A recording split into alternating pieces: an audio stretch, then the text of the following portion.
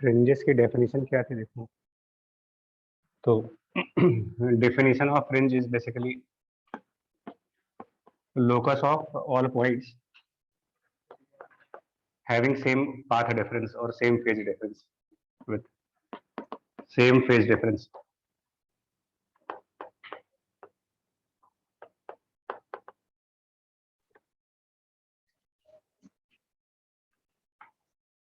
तो ये YDAC में किस टाइप की फ्रिंजेस आती है, मतलब उनकी ज्योमेट्री कैसी होगी, मतलब वो स्ट्रेट लाइन होंगे, सर्कल्स बनेंगे, या किस टाइप की फ्रिंजेस बनती है। तो देखिए YDAC एक्चुअल में जब ओरिजिनली एक्सपेरिमेंट हुआ था, मतलब जब यंग्स ने खुद अपने जिंदा रहते हुए किया था, तो उन्होंने स्लिट्स नहीं कंसिडर की थी। उन्होंने YDAC में क्या किया था, 2 पिन होल्स लिए थे।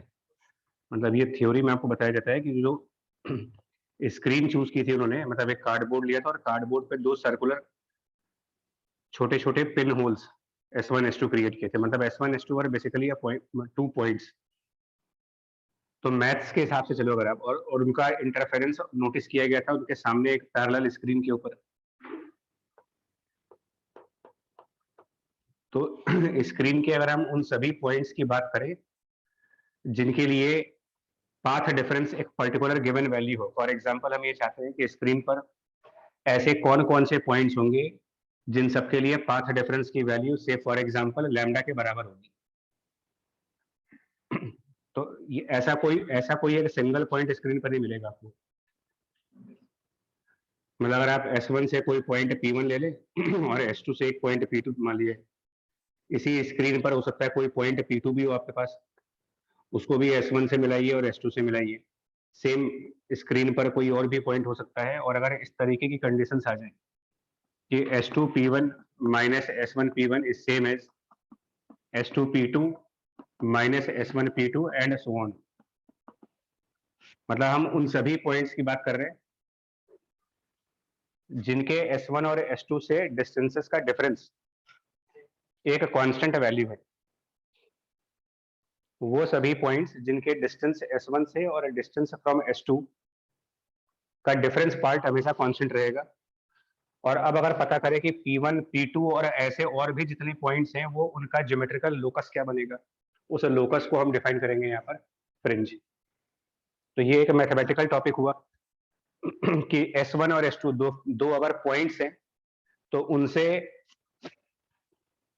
सेम डिफरेंस ऑफ डिस्टेंस के पॉइंट्स का लोकस क्या बनता है, मैथ्स के हिसाब से चलेगा इसको। तुम बोलो इसको मैथ्स में कौन सा ज्योमेट्री बोलते हो आप, ज्योमेट्रिकली कोनिक सेक्शंस में ऐसा कौन सा कर्व होता है जिसके लिए ये क्राइटेरिया बन रहा होता है।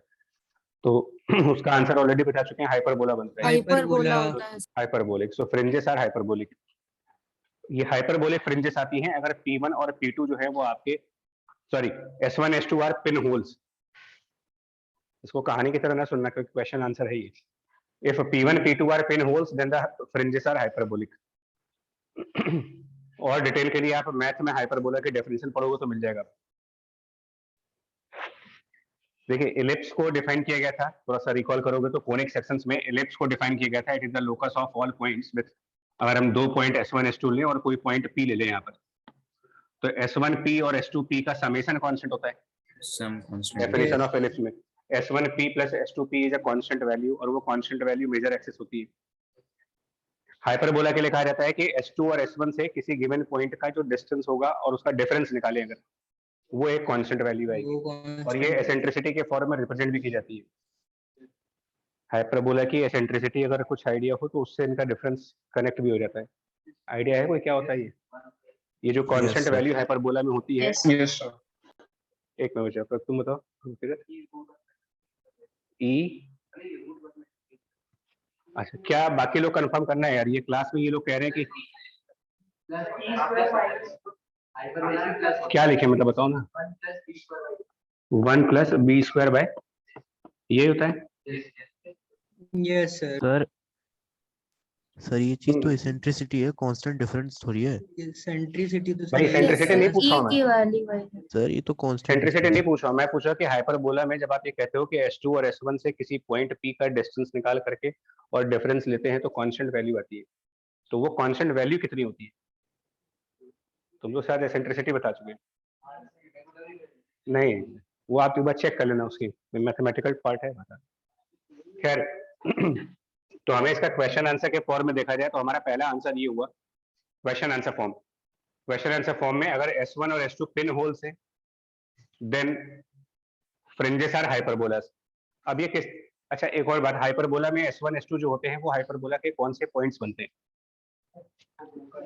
फोकस बनते हैं। और हाइपरबोला 3D कर्व है या फिर 2D कर्व है? तो हाँ, अब कोनिक सेक्शंस, ऐसे बताओ, कोनिक सेक्शन तुम लोगों ने पढ़ा होगा जैसे, तो उसका नाम कोनिक सेक्शन शायद इसीलिए पढ़ा है कि अगर एक कोन को अलग अलग तरीके से काटते हैं तो मिलता है तो अलग अलग कर्व, ज्योमेट्रिकल कर्व्स आती है। Yes sir. देखिए अगर हम कहते हैं कि ये S1 है और ये S2 है, which are the focus of hyperbola, तो हमें कुछ हाइपरबोला इस तरीके से ड्रॉ करने चाहिए। ऐसे ही हाइपरबोलाज होते हैं जिनके फोकस S1 S2 होते हैं, और इंटरफेरेंस एक 3D स्पेस में मिल रहा है आपको।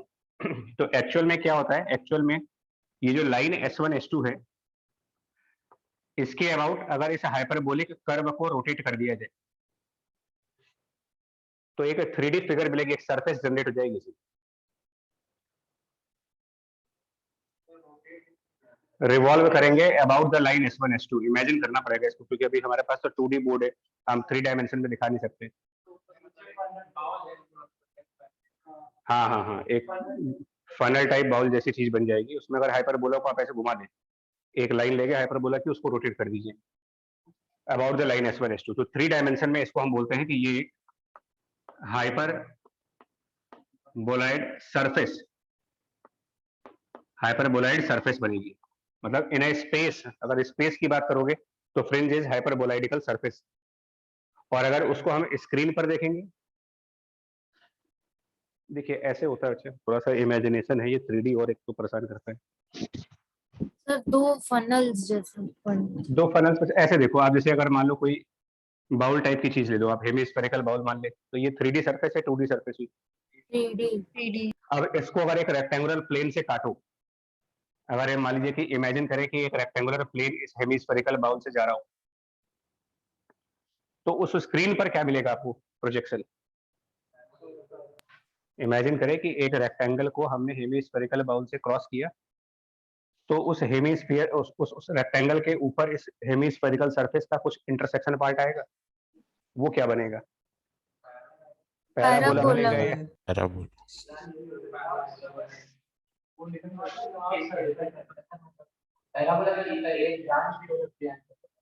पैरा हेमिस्फीयर की बात कर रहे हैं, मैं हेमिस्फीयर के थ्रू अगर पास करेंगे तो क्या बनेगा? मेरी लाइन सुनो, अगर मैं कह रहा हूँ कि हेमिस्फेरिकल बाउल है और उससे आप रेक्टेंगल पास करो, उसमें पैराबोला सेमी कैसे आएगा? सर्कल बने। सेमी सर्कल टाइप बन सकता है, पैराबोला कैसे बनेगा? हाफ सर्कल बन सकता है उसमें।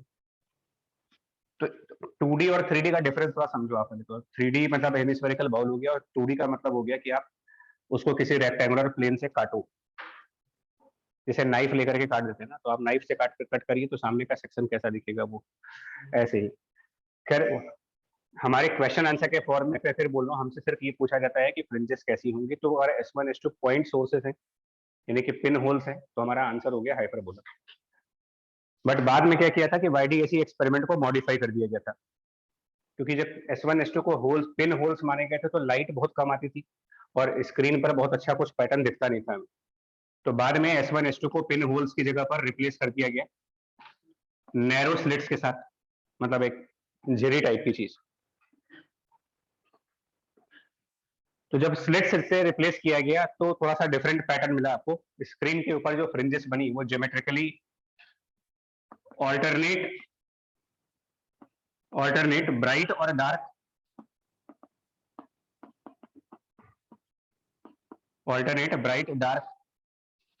बैंड्स बने थे उसमें, alternate bright and dark bands parallel to slits. ये बहुत छोटी लाइन है, लेकिन क्या होता है कि ऑब्जेक्टिव पेपर में बहुत डिस्टर्ब करते हैं सब। What type of fringes? तो पैरेलल, ऑल्टरनेट, पैरेलल किसके? स्लिट्स के पैरेलल, और ऑल्टरनेट ब्राइट डार्क बैंड है, मींस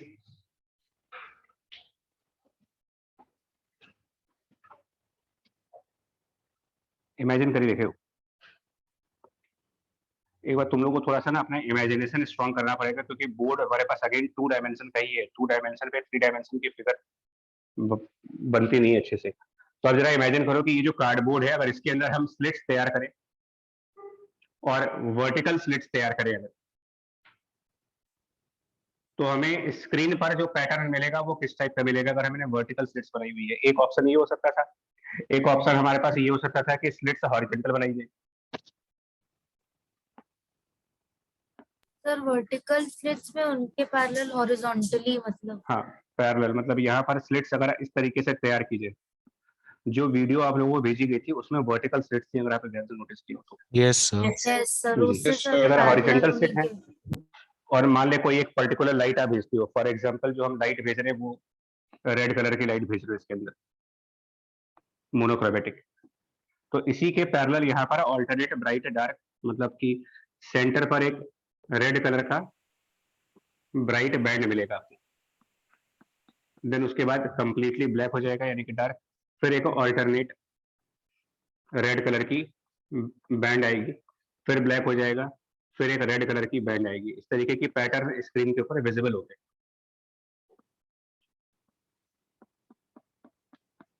कुछ इस टाइप से ऑल्टरनेट।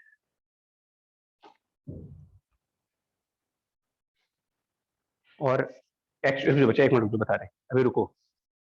एक्चुअल में पैटर्न जब आप, अगर हम लोग को अभी ये तो चांस मिला नहीं कि एक्सपेरिमेंट कर रहे हैं, सर वो Actually थोड़ा क्या मिलेगा? छोटे होते चले जाते हैं। नहीं बता रहे बच्चे, बता रहे क्या है एक्चुअल में क्या मिलेगा आपको। जो ये S1 S2 स्लिट्स हैं इनके बिल्कुल सेंटर पे जाएंगे तो ब्राइटेस्ट एक ब्राइट कलर की रेड कलर की लाइन होगी, बिल्कुल ब्राइट, मोस्ट ब्राइट, और धीरे धीरे अभी भी रेड होगा आपका।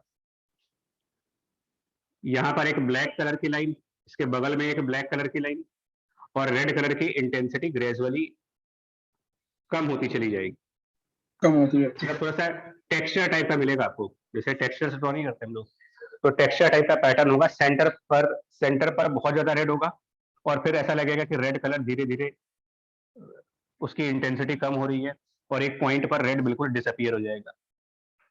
तो ये पूरा एक बैंड कहलाता है आपका। मतलब वो जो बैंड होगा उसके अंदर यूनिफॉर्म ब्राइटनेस नहीं मिलेगी।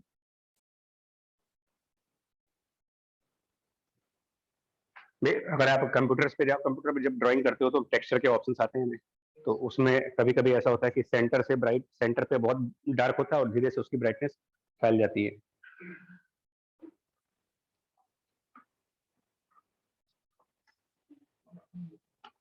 समझ पा रहे यार?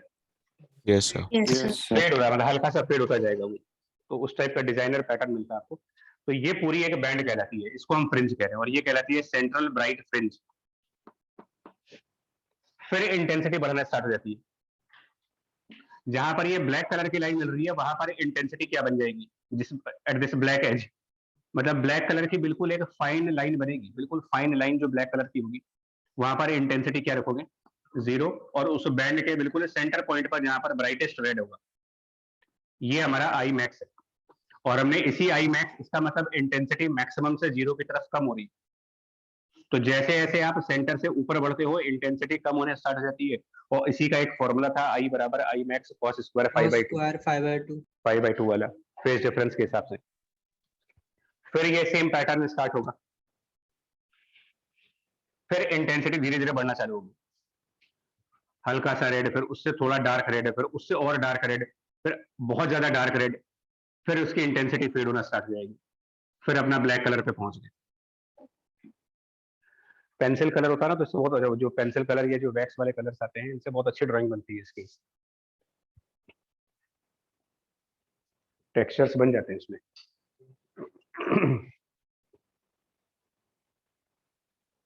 तो हमारे कंसर्न की चीज क्या है यहाँ पर, मतलब हमें क्या चीज याद रखनी है।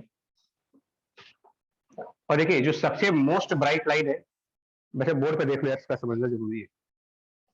तो आपको पूरा एक बैंड मिला, रेक्टेंगुलर बैंड, जिसके सेंटर पर बिल्कुल ब्राइट कलर होगा, धीरे धीरे दोनों तरफ वो फेड हो रहा होगा, ब्लैक इस साइड पर और ब्लैक इस साइड पर। जहां पर पहली ब्लैक लाइन मिलेगी आपको, it is first dark fringe, यानी कि मिनिमा, फर्स्ट मिनिमा।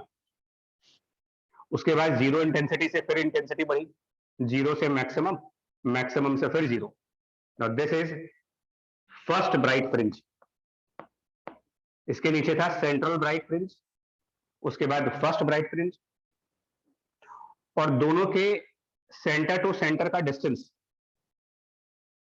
इस मतलब सेंट्रल ब्राइट फ्रिंज का जो सबसे ब्राइटेस्ट पार्ट है और फर्स्ट ब्राइट फ्रिंज का सबसे ब्राइटेस्ट पार्ट, इनके बीच में जो गैप है यही फ्रिंज विड्थ है, फ्रिंज विड्थ, जिसकी formula capital D lambda by small D थी।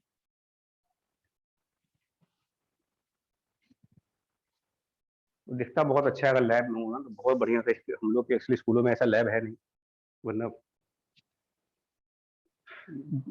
पैटर्न इतना अच्छा लगता है ये देख करके, मतलब नेचुरल पैटर्न, इसको हमें कहीं से परचेज नहीं करना पड़ रहा है। आप सोचिए, लाइट डालिए अपने आप दिखेगी।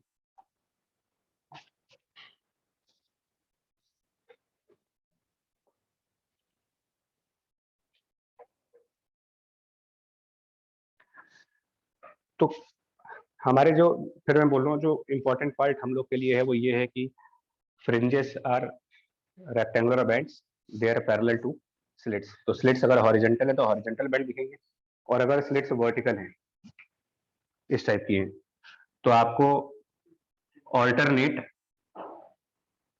डार्क एंड ब्राइट लाइंस दिखेंगी, और उस कलर की लाइन होगी जिस कलर की लाइट आप यूज करोगे यहाँ पर।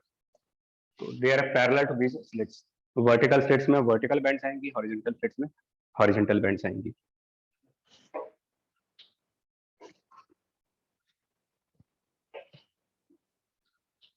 और एक्चुअल में ये तो हमको CB स्क्रीन पर दिखते हैं, सुनिए स्क्रीन पर दिखते हैं, अगर हम वैसे बात करेंगे, स्ट्रिक्टली बात करेंगे तो बेसिकली यार हाइपरबोला है ये सब, बट ये इतने कम कर्वेचर, मतलब हाई कर्वेचर के हाइपरबोलास हैं कि वो दूर से देखने पर आपको कैसे लगेंगे, हाइपरबोला तो कर्व है, बट अगर हम इसे हाइपरबोला की ये जो बेंडिंग है, परफेक्ट स्ट्रेट लाइन तो ऐसे बनेगी ना, परफेक्ट स्ट्रेट लाइन को सीधा बना दो, अगर उसको हल्का सा डिप कर दे, बहुत नेग्लिजिबली डिप कर दे, तो लैंग्वेज के हिसाब से तो ये भी हाइपरबोला कहना है, बट अगर इसको आप 100 मीटर के डिस्टेंस से देखोगे तो दूर से देखने पर ये कर्व बना दिख करके आपको स्ट्रेट, और ये स्क्रीन काफी दूर होती है स्लिट्स के, क्योंकि ये लाइंस ऑलमोस्ट मिलीमीटर के गैप में होती हैं, और ये डिस्टेंस आपका कई मीटर्स का होता है, 1 मीटर 2 मीटर के आसपास का, तो विजिबिलिटी जो होगी वो स्ट्रेट लाइंस की बनेगी।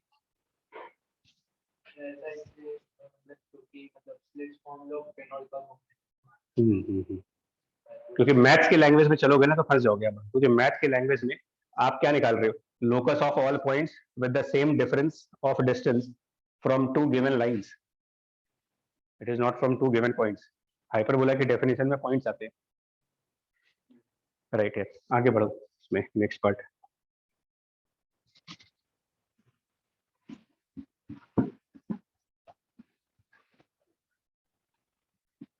अच्छा, अब आप ये बताओ, ठीक है, ये क्लियर हो गया आपका थ्योरी? यस।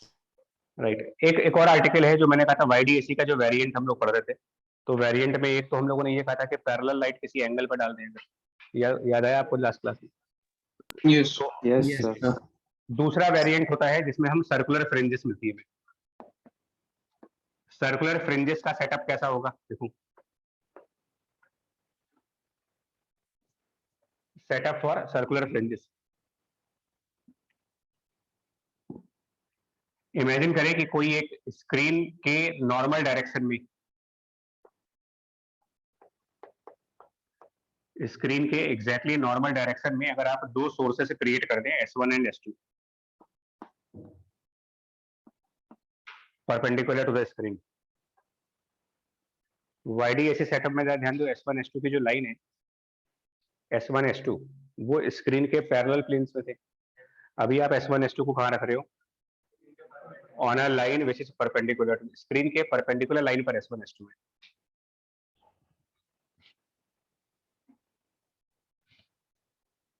और ये आर्टिकल रे ऑप्टिक्स से कनेक्ट होता है, बताते हैं आपको अभी से। ये आर्टिकल रे ऑप्टिक्स से कनेक्ट होता है।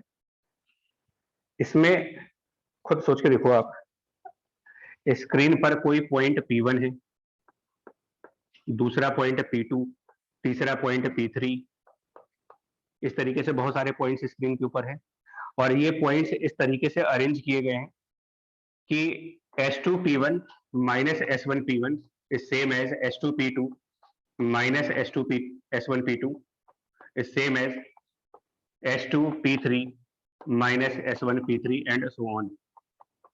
स्क्रीन के ऊपर ऐसे बहुत सारे पॉइंट्स हैं जो इस कंडीशन को सेटिस्फाई कर रहे हैं।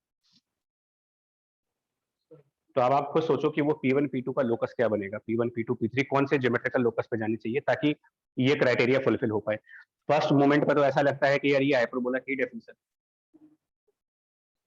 But S1 S2 can not be the focus of hyperbola. देखिए अगर ये हाइपरबोला होता है, मतलब अगर फर्स्ट मोमेंट पर हम ये सोचे कि P1 P2 P3 ये सब किसी हाइपरबोला के ऊपर है, तो अगर ऐसा होता तो S1 S2 उसके फोकस पे होने चाहिए।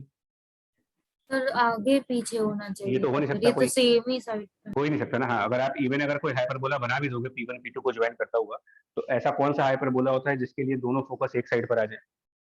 तो ये हाइपरबोलिक तो नहीं हो सकते। इस पे क्या बनेगा? ये सर्कल, सर्कल बनेगा ये।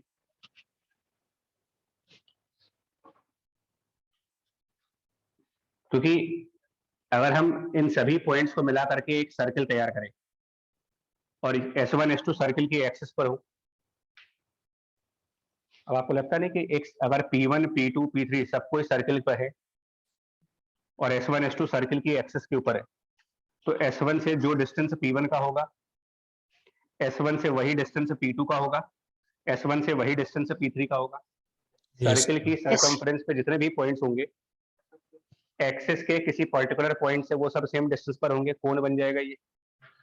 और सिमिलरली S2 से जो डिस्टेंस P1 का, सेम डिस्टेंस है S2 का P2 से, सेम डिस्टेंस है S2 का P3 से। तो ये क्राइटेरिया फुलफिल हो जाएगा आपका। तो यहाँ पर फ्रिंजेस आएंगे सर्कुलर, यानी स्क्रीन के ऊपर ऑल्टरनेट सर्कल्स बनेंगे with bright and dark, target जैसा। हाँ बुलाइट टारगेट वाला जो होता है उस टाइप के सर्कल्स, ऑल्टरनेट ब्लैक होंगे, तो डॉट वाला जो मारते हैं टारगेट वाले, तो स्क्रीन उसके ऊपर ब्लैक और ब्राइट सर्कल्स बन रहे होंगे। तो इसमें सेंटर में ब्राइट होएगा। सेंटर पॉइंट सिंपली एक स्पॉट होगा, सेंटर पॉइंट एक पॉइंट होगा सर। अब वो ब्राइट होगा या डार्क होगा वो डिपेंड करेगा S1 S2 की सेपरेशन के ऊपर। एन लैम्डा के इसमें होगी तो सर ब्राइट होएगा। बता रहे बच्चे को, पर ये सर्कल समझ में आया नहीं है आपको? बताओ। Yes sir. Yes sir yes sir. मतलब यहाँ स्क्रीन पर टेक्सचर बनेगा, स्क्रीन पर टेक्सचर जो बनेगा वो सर्कुलर टेक्सचर बनेगा, जिसमें उसमें भी वैसे ही होगा, सर्कुलर बैंड्स बनेंगी, सेंटर पर ब्राइट और एक बैंड में दोनों तरफ इंटेंसिटी फेड हो रही होगी, फिर एक नया सर्कुलर बैंड आएगा अल्टरनेट। अब इसमें एक चीज पूछते हैं यार, देखो इस क्वेश्चन में एक चीज ये पूछी जाती है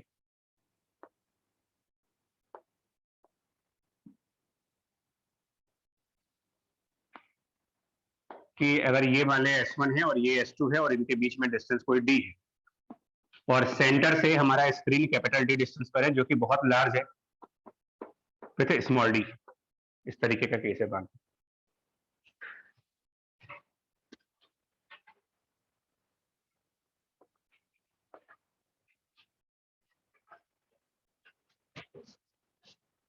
ठीक है, ऐसा कुछ मान लीजिए।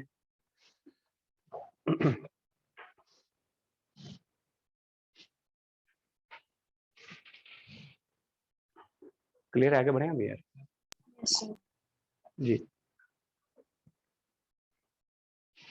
सपोज स्मॉल d जो है, small d that is given as 3 times of lambda, for example small d given as 3 lambda.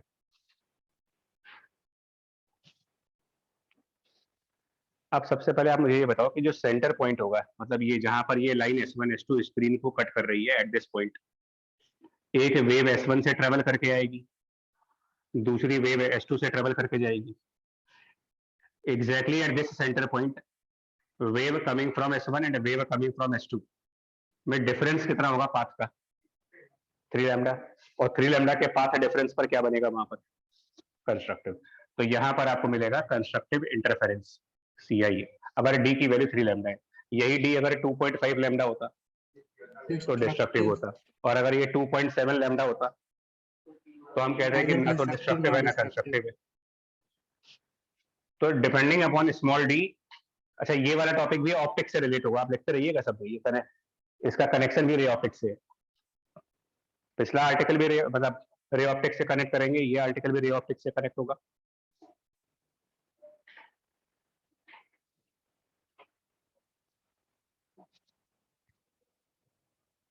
ठीक है। अच्छा, सेंटर पर जो सेंटर पे कंस्ट्रक्टिव इंटरफेरेंस मिलेगा, ये कौन सी पाथ डिफरेंस के करस्पॉन्डिंग मिलेगा, मतलब कौन से फेज डिफरेंस के करस्पॉन्डिंग मिलेगा या फिर कौन से पाथ डिफरेंस के करस्पॉन्डिंग मिलेगा ये। तो पाथ डिफरेंस 3 लैम्डा, उसका फेज डिफरेंस निकालें अगर 3 लैम्डा का फेज डिफरेंस, भाई 1 लैम्डा 2 पाई के बराबर होता है, तो फेज डिफरेंस यहाँ पर 6 पाई का होगा। 6 pi. मतलब सेंटर पर जो कंस्ट्रक्टिव इंटरफेरेंस होगी वो due to the phase difference of 6 pi के होगी। फिर लैम्डा मतलब एक वेव मतलब साइन का एक कर्व, साइन का एक कर्व मतलब ट्रिग्नोमेट्री का 2 पाई एंगल, तो फिर 3 लैम्डा 6 पाई हो गया।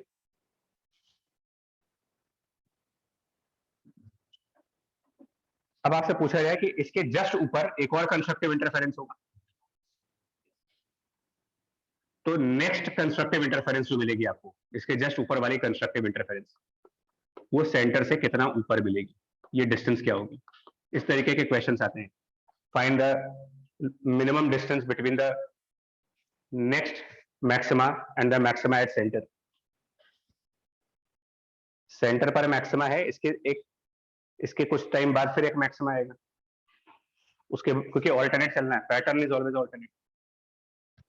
तो मैक्सिमा, उसके बाद कहीं बीच में डार्क आएगा मिनिमा, फिर एक मैक्सिमा आएगा, फिर एक डार्क आएगा मिनिमा, फिर एक मैक्सिमा। तो हम किसी के बीच में भी डिस्टेंस पूछ सकते हैं। तो अब जरा अपना लॉजिक अगर वो वाला याद करिए जो हमने डे 1 पर लर्न किया था।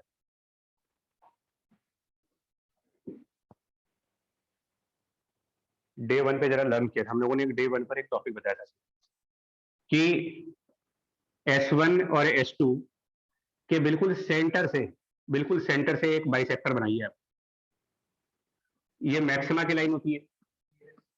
फिर आपको याद करो हमने कहा था कि इससे लैम्डा बाई 4 लैम्डा आगे बाई चलो 4 और एक हाइपरबोला बनाओ,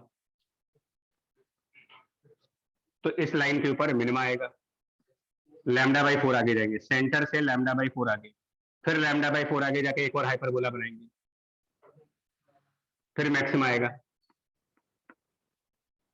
और एक्चुअल में ये जो स्क्रीन है, इसको अगर हम थोड़ा सा वैसे समझाएं आपको, स्क्रीन का खाली फ्रंट एज अगर हम फोकस करें, फ्रंट एज मतलब 2 डायमेंशनल व्यू के बजाय, तो फ्रंट एज ऑफ स्क्रीन आप ऐसे कुछ दिखा सकते हो।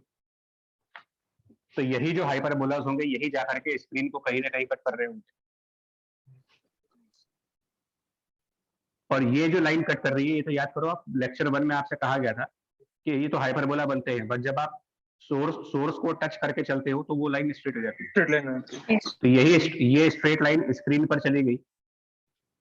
और ये भी याद करिएगा, S1 S2 के बाइसेक्टर वाले लाइन पर पाथ डिफरेंस की वैल्यू 0, और जब आप इससे लैम्डा बाई 4, इससे सेंटर से लैम्डा बाई 4 किसी एक साइड चले जाते हो, तो जो हाइपरबोला आता है उसके ऊपर पाथ डिफरेंस की वैल्यू 2, उसके बाद वाला हाइपरबोला जो होगा उसकी पाथ डिफरेंस लैम्डा। ये सब याद आ रहा है फर्स्ट लेक्चर से? तो ऐसे कितने बनेंगे जरा बता पाएंगे, ऐसे कितने हाइपरबोलास आप बना सकते हो नोइंग दैट कि स्मॉल डी की वैल्यू 3 लैम्डा के बराबर है। स्मॉल डी अगर 3 लैम्डा के बराबर है तो ऐसे कितने हाइपरबोलास ड्रॉ किए जा सकते हैं? 3। सेंटर से चलना स्टार्ट किया आपने, सेंटर से मतलब सेंटर से S1 तक 1.5 लैम्डा और 0.25 लैम्डा के ऊपर हाइपरबोला बन रहे, 0.25 लैम्डा, फिर एक 0.25 लैम्डा,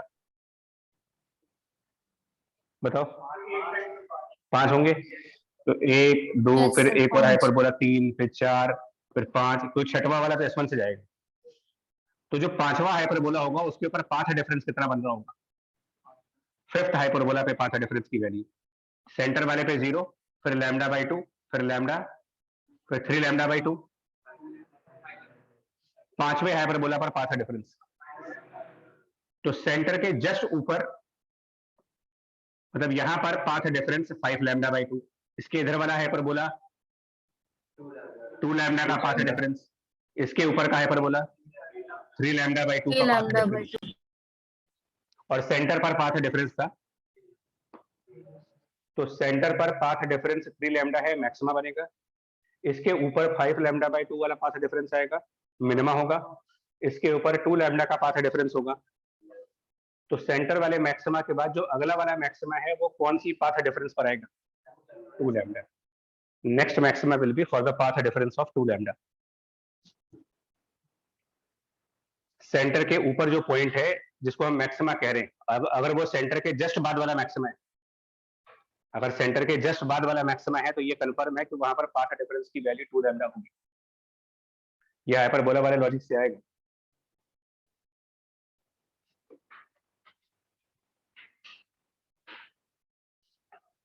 लॉजिक पकड़ पाए कि नहीं यार? ये 2 लैम्डा क्यों ले रहे? ज्यादातर स्टूडेंट्स क्या करते हैं कि सेंटर पर 3 लैम्डा, गलती क्या होती है तो वो कहते हैं अगले वाले पॉइंट पर 4 लैम्डा होगा।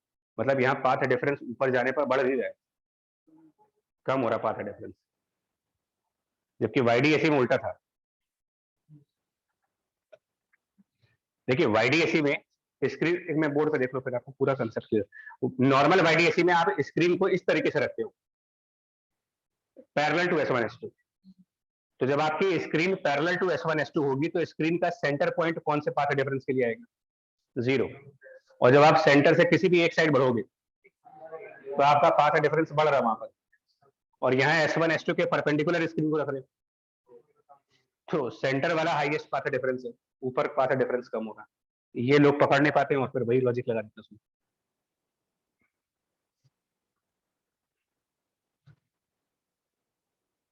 मतलब ओरिएंटेशन ऑफ स्क्रीन बहुत इंपॉर्टेंट पार्ट है, और इसका एक बहुत टफ क्वेश्चन आता है जिसमें हम स्क्रीन की ओरिएंटेशन का लाइन S1 S2 के किसी एंगल पर देते हैं, पैरेलल और परपेंडिकुलर के अलावा कोई केस डालते हैं, वो और टफ हो जाता है फिर। लाइक ऑब्लिक जिसको बोलते हैं कि 45 डिग्री एंगल बन रहा हो।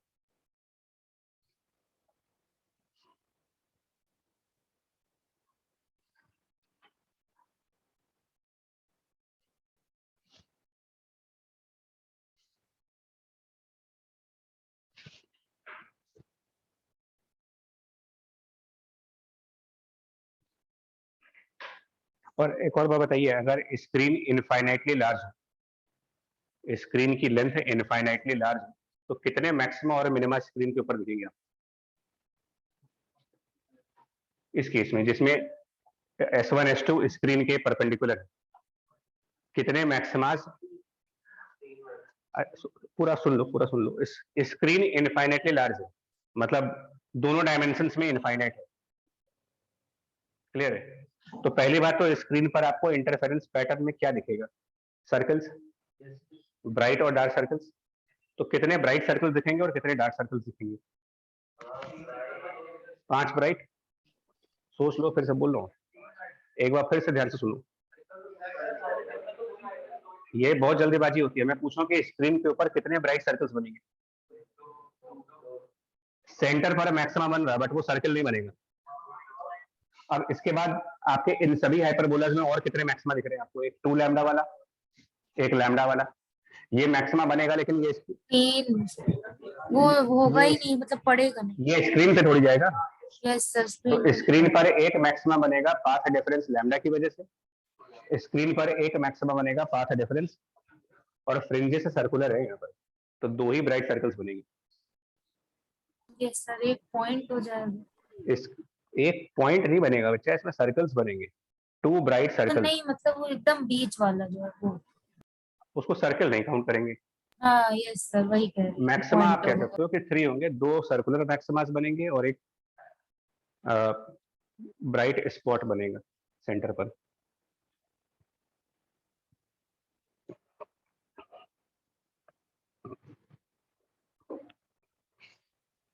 अगर स्क्रीन 1 डायमेंशन की होती, screen is just 1 dimension, infinitely large 1 dimension, तो हम पॉइंट्स काउंट करेंगे। पॉइंट आएंगे तब। तब आप एक लाइन यहाँ से खींचोगे तो वो एक सर्किल को 2 बार कट करेगा, तो 5 पॉइंट होते हैं।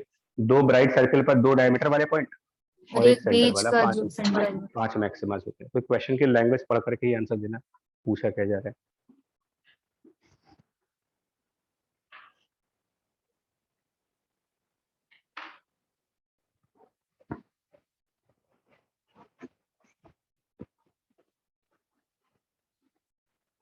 अब अपना क्वेश्चन जल्दी कंप्लीट करना है, आज इस टॉपिक को खत्म करना है पूरा, काफी ज्यादा। ये बताओ, ये 3 लैम्डा था और ये डिस्टेंस हमारी कैपिटल डी थी, and obviously capital D was much larger than lambda. तो सेंटर पर तो मैक्सिमा आ रहा है, इसके बाद नेक्स्ट मैक्सिमा कितने पाथ है डिफरेंस पर, अभी प्रूफ कर चुके हो आप कि अगला मैक्सिमा किस, तो ये लॉजिकली प्रूफ हो चुका है कि यहाँ पर पाथ डिफरेंस 2 लैम्डा होना चाहिए, क्योंकि सेंटर वाले मैक्सिमा के लिए पाथ डिफरेंस 3 लैम्डा है।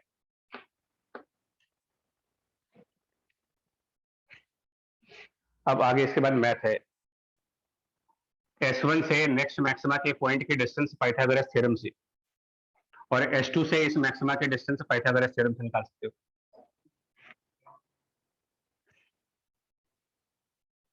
देखिए क्या है यार, पाइथागोरस थ्योरम यूज करके देख लीजिए, या और कोई अप्रोक्सीमेशन लगा सकते हो, पाइथागोरस के अलावा भी लग सकती है अप्रोक्सीमेशन,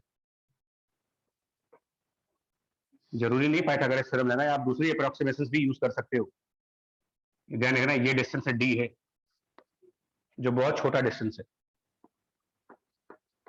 तो और कोई अप्रोक्सीमेशन लगा करके डिफरेंस निकाल दो या फिर पाइथागोरस से निकाल दो, जैसे मर्जी वैसे कर दो।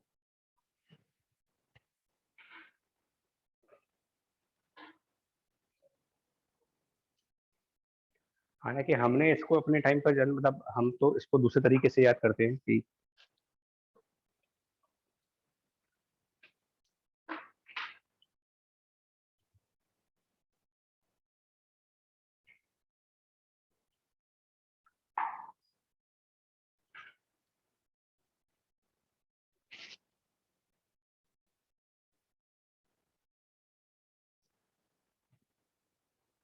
हमने इसको वैसे तो अप्रोक्सीमेशन आप यूज करो, लेकिन हमने जो किया था, हमने क्या किया था अपने टाइम, थोड़ी सी काइनेमेटिक्स से इसको कंपेयर कर लिया था। देखो कैसे, हमने मान लिया था कि यहाँ पर कोई पार्टिकल है जो v स्पीड से चल रहा है, तो हमारा कोई एक पार्टिकल अगर v स्पीड पर चले एंड सपोज दैट ये थीटा एंगल है, तो अगर हम इस तरफ v स्पीड से चले और एक नेग्लिजिबल डिस्टेंस d कवर करें, तो हम दूसरे डायमेंशन में क्या डिस्टेंस कवर करेंगे, बहुत नेग्लिजिबल डिस्टेंस कवर कर रहे हैं। मैकेनिक्स थोड़ा सा यूज कर सकते हैं इसमें, प्रिंसिपल ऑफ मैकेनिक्स। सर क्या पूछा आपने अभी? देखो प्रिंसिपल ऑफ मैकेनिक्स बता रहे हैं, सुनिए प्रिंसिपल ऑफ मैकेनिक्स किस तरीके से काम करता है, सिर्फ वैसे बता रहा। काइनेमेटिक्स में याद करो, एचसीवी के काइनेमेटिक्स में एक न्यूमेरिकल है, उसमें ऐसे करके 2 पुलिस बनाई गई हैं और काइनेमेटिक्स के ऑब्जेक्टिव में है, और यहाँ पर एक पार्टिकल है, ठीक, और इधर की तरफ और इधर की तरफ स्पीड्स दी हुई है, u स्पीड से चल रहा है बॉडी, और ये सेंटर वाला v स्पीड से चल रहा है। तो रिलेशन पूछा था इनमें कि क्या बनेगा इनमें कंस्टेंट रिलेशन, u बराबर v cos थीटा या v बराबर u cos थीटा, और उसको लेके बहुत कंफ्यूजन होता था कि यार सही आंसर कौन सा है इसमें से, v इक्वल टू मतलब v cos है ना? थीटा u हो जाएगा, v equals to u क्या बनेगा v v cos theta u होगा। Correct relation is v cos theta बराबर u। काइनेमेटिक्स का ऑब्जेक्टिव क्वेश्चन है कंस्टेंट इक्वेशंस में। तो इसका क्या मतलब हुआ यार, लॉजिक क्या है कि स्ट्रिंग की लेंथ कांस्टेंट रहेगी, ये तो लॉजिक हुआ इसका। तो इधर की लेंथ मान लो किसी dt टाइम में, किसी dt टाइम के अंदर इधर वाली लेंथ आपकी कितनी बढ़ेगी, u dt, तो ये और ये लेंथ उतनी ही कम हो जानी चाहिए, ये लेंथ उतनी ही कम होनी चाहिए, तभी तो लेंथ ऑफ स्ट्रिंग कांस्टेंट आएगी। तो अगर आपकी इस साइड की लेंथ u इंटू dt से बढ़ रही है, तो ये स्लैंटेड लेंथ कम हो जाएगी, स्लैंटेड लेंथ कम हो जानी चाहिए u dt से, और ये सेंटर वाला पॉइंट कितना डिस्प्लेसमेंट करेगा ऊपर की साइड पर, तो ये v, अरे सुनो आराम सुनो, सेंटर वाला पॉइंट v स्पीड पर चल रहा है, तो ये कितना डिस्टेंस ऊपर जाएगा v dt। अब सोचो, अब सुनो, मिड पॉइंट के v dt डिस्प्लेसमेंट करने की वजह से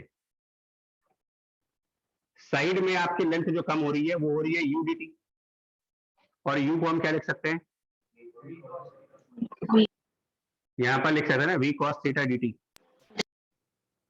समझ पा रहे हैं इसको भाई, u को अगर हम v cos थीटा से रिप्लेस कर ले, तो क्या ऐसा कुछ नहीं कह सकते कि सेंटर वाला पॉइंट वी डी टी अगर वाई डायरेक्शन में चलेगा तो इसकी वजह से इस तरफ जो लेंथ रिड्यूस करेगी वो v cos theta d t होगी? नहीं, असल में ऐसे ही लॉजिक लगा के देखो, सेम सिमिलर टाइप सोच के देखो ना। यहां मानो कि कोई पार्टिकल है और ये पार्टिकल यहां से कुछ डिस्टेंस x1 पे है। ये पार्टिकल अगर बहुत नेग्लिजिबली डी डिस्टेंस यहां चला है तो ये लेंथ कितने अमाउंट से कम हो जाएगी? तो ये x1 minus D cos theta लिख सकते हैं। तो अब इन दोनों में पाथ डिफरेंस क्या बचा? तो दैट इज 2 लैम्डा। ये अगर आप इतना सोच पाओ तो, नहीं तो फिर तरीका तो दूसरा है ही वापस। अगर इस तरीके से हम कंपेयर कर लें, देखिए पाथ डिफरेंस निकालने का ये मेथड क्यों अच्छा है। देखो इवन वाईडीएसी में ऐसा नहीं हुआ था। वाईडीएसी में जरा याद करो, पहला पाथ डिफरेंस जब कैलकुलेट किया था तो कितना गंदा तरीका था। अब देखो ये डिस्टेंस कितना है डी, हमने कोई पॉइंट पी चूज किया और हमको ये तो निकालना कि S2P माइनस S1P कितना होगा। तो मान लेते हैं कि ये x2 है। अब अगर हम डी डिस्टेंस इधर बढ़ेंगे और इसमें थीटा एंगल हॉरिजॉन्टल से लिया गया था, तो अगर आप डी डिस्टेंस इधर बढ़ोगे तो इस साइड पर उसका कंपोनेंट क्या बनेगा? D sine theta. तो now this length will become x2 minus D sine theta. So what is path difference? D sine theta objectively हो जाएगा। डॉपलर में भी ऐसे हुआ है, बट ये स्ट्राइक करे तो हमारा पाथ डिफरेंस कैलकुलेशन थोड़ा सा टाइम कम हो जाता है उसमें, और नहीं तो फिर हमें अप्रोक्सीमेशन लगानी पड़ेगी।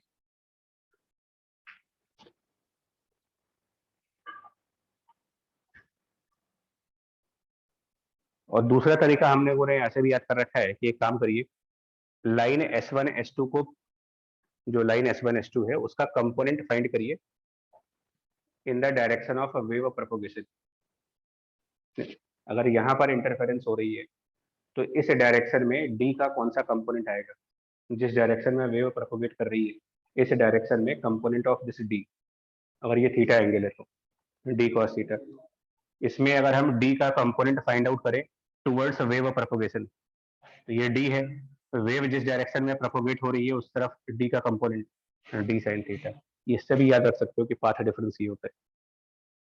स्मॉल डी का कंपोनेंट वेव प्रोपगेट करने की डायरेक्शन में निकाल ले अगर, तो हमें सीधा सीधा मिल जाता है कि पाथ डिफरेंस क्या होगा। डेरिवेशन से बच जाएंगे।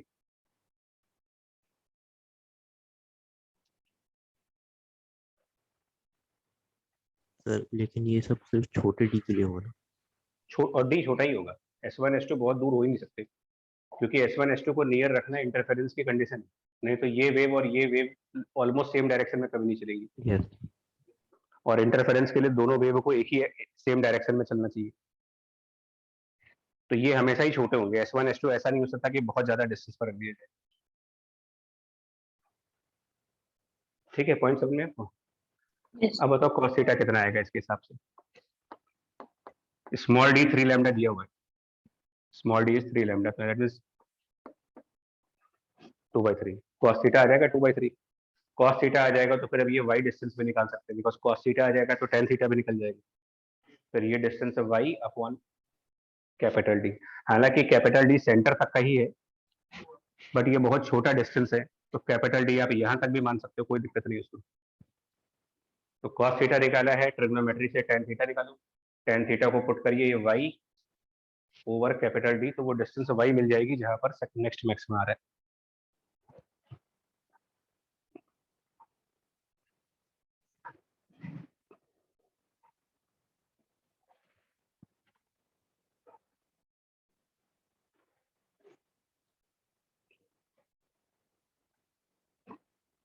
इसमें जो लॉजिक है सिर्फ यही है। देखो पाथ डिफरेंस का पार्ट तो अब आसान हो गया ना, इसमें तो टेंशन खत्म हो गई आपकी। मतलब आपको दिमाग में ये सोचना पड़ेगा कि जिस पॉइंट की बात करी जा रही है वहां पर पाथ डिफरेंस क्या लेंगे। अगर मैं पूछता कि सेंटर वाले मैक्सिमा के जस्ट ऊपर जो मिनिमा है वो कितने डिस्टेंस पे होगा, तो सेंटर वाले मैक्सिमा के जस्ट ऊपर वाला मिनिमा आप कौन सा पाथ डिफरेंस चूज करोगे वहां पर? 5 लैम्डा बाई। तो हम क्या लिखते? 5 लैम्डा बाई 2 बराबर डी कॉस थीटा। उससे फिर थीटा की वैल्यू मिल जाती। और y मिल जाता है। चले आगे फिर, Yes. क्लियर हुआ है? Yes. ठीक।